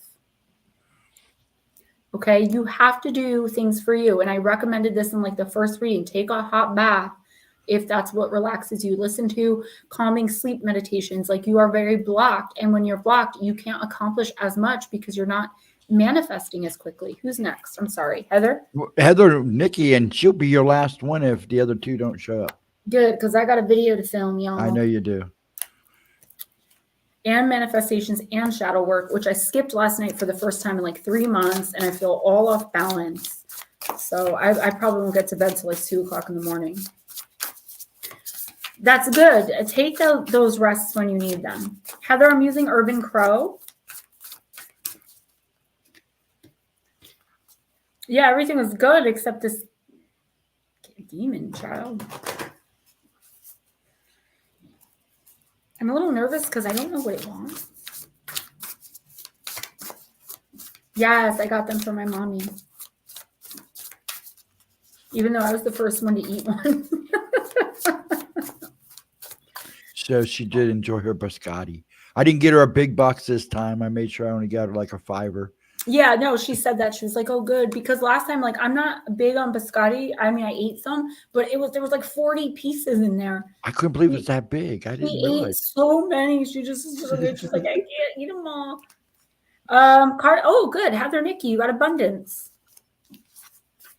The crows on one side of the bay know that the cannery is a source for steady and easy meals, making gathering food an effortless task, and as a result, they spend their days enjoying their location. However, the crows who reside in the other side of the bay, where food is scarce, find searching for food much more difficult, and as a result, much of their days are spent focused on survival. The crows who do not live on the cannery side of the bay are unaware that an easy food source exists just a short distance away, nor do they have the time or energy to waste exploring areas that are further away. Abundance brings a reminder that there is a place where you too will find a myriad of possibilities. Focus your energy and attention on not what you lack, but what you know is out there waiting for you. Let your intuition be your guide. Abundance may appear if you need a reminder that from your current position, you might not see what is out there waiting for you. Of course, most of the time, this card represents a positive outcome. However, because these crows can be a bit cheeky, the meaning could very well indicate an abundance of something less favorable, such as an abundance of water in your basement. I don't see that, though. That's not, it's not a joke. This is scary. Yeah, it's scary. So Heather, I just feel like there's a certain situation in your life that you're looking at from the wrong viewpoint. You're looking at it from a place of lack instead of from a place of abundance. You're not looking at, what the situation could be, what you could turn it into, everything that you could gain, everything that you can have, even if it's just about your life in general. You're looking at what you don't have, what you feel you can't have, how long it's going to take for you to get there. The universe is saying, don't do that. Focus on everything that it's going to be, everything that you're going to make of it, everything that's going to be wonderful. And try to at least 3 times a day for a minute apiece. So 3 minutes a day, 3 separate minutes. Imagine that you, like for me, like I imagine walking out of the sliding glass door onto my back deck that is overlooking the ocean. The sand is right there, and RJ is below me playing in the sand, and there are people all over the place. And I feel happy and I feel confident and I feel excited, and I can't wait until the day that I live in that beach house. Do that, because once you start doing that, the universe will start bouncing that kind of energy right back at you, and it'll be even easier for you to gain whatever it is you're searching for. You guys are all so welcome. Thank you all so much for being here. Is there anyone else? No, not that I know. Nobody else spoke up. So. Guys, don't forget information in the description box on how to donate, PayPal, Cash App. Join my Patreon and get a free monthly reading from me every single month as my gift to you. If you need anything, if you have any questions, my business, Gemma Jade Oracles, please check out or actually message me, because I got to tell you about homemade bath salt sprays, witch salt, tar water, war water, crystal packets, manifestation intention sprays. I give spiritual help and guidance. I remove attachments through video call, Oracle through video call remotely. All of that information through Gemma Jade Paranormal at gmail.com, plus all the information in the description box. My book, Missing the Fae Theory, my books, Missing the Fae Theory, Encounters with Evil, 101 True and Terrifying Stories, and Shadow Entities, Sleep Paralysis, and Beyond, all available on Amazon, Kindle, and paperback, or a signed copy through emailing me at GemmaJadeParanormal@gmail.com. I love you so much. You went through all that. You said you wanted to do KC last. Yes, that's fine. Thank you guys so much for being here, for joining me. I would like to do one more reading for my friend Casey, and I'm going to use the Delano Wade Oracle for her as well, and then we will move on. Yes, Mike Roberts, do that, okay? Do it before Friday night, because once the weekend hits here, it's my 4-day weekend. It's my doctor appointment, so I will not be back to work. I won't even be looking at my computer until at least next Wednesday. Wednesday is Oracle, so probably not until next Thursday. I'm going to be completely unavailable after like 7 Friday night. KC, when you listen, Puss in Boots, card number 26.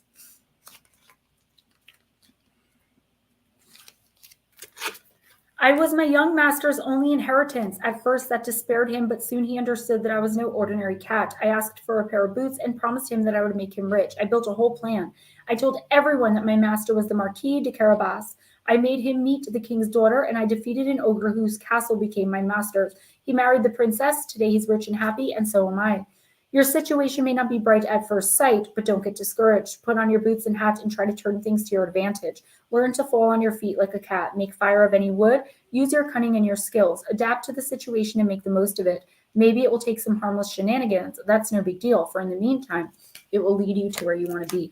Casey, again, I feel like there's a situation that you're not seeing, or you're not looking at through the right lens. The answer to, your spiritual awakening, your abundance, your peace of mind, your abundance, your peace of mind is right in front of you. And I understand, because of things that I talked to you about recently that we're going to discuss face-to-face in about 2.5 weeks, why this is happening. But until then, have fun with it. Okay, joke about it, throw caution to the wind, have some fun, go on a mini vacation, a staycation at home, do what you love, unplug from electronics, get off social media, be who you want to be, and just act as if nothing is wrong. Bounce that energy to the universe. I'm abundant, I am blessed, I am amazed at all of the blessing and abundance in my life, how peaceful everything is, and just keep reminding yourself of all of the good things that you have. Guys, I love you. Thank you so much for joining me. Join us tomorrow night from 8 to 10 p.m. Eastern Time. Myself, Ghostdragonzw, Paranormal Pixie, Miss Lara, and hopefully Unidentified S4. I believe his name is Mr. Anthony. I can't wait. I can't wait to see everything he has to say. And remember, if you want to be on Thursday nights with us for the whole time or for just an hour through only audio or on video like we are, hit me up at GemmaJadeParanormal@gmail.com and let me know that you want to be a guest. You can tell paranormal stories. You can, whatever the case may be. Ghostdragonzw, thank you so much. And Edna, I'm sorry you missed it too. I've got to film a video. We did miss you. I mentioned it multiple times. Jessica Lee, yes, sorry guys, we are ending, and I don't mean to be rude, but I really, really, really have to film a video, and we would end at 11 anyway. So I love you guys. Thanks for showing up. Hit that like button on the way out if you want a personal from me, whether through video or remotely like I normally do them. GemmaJadeParanormal@gmail.com, and that information is in the description box. Love you all. Love, light, peace, blessings. Bye.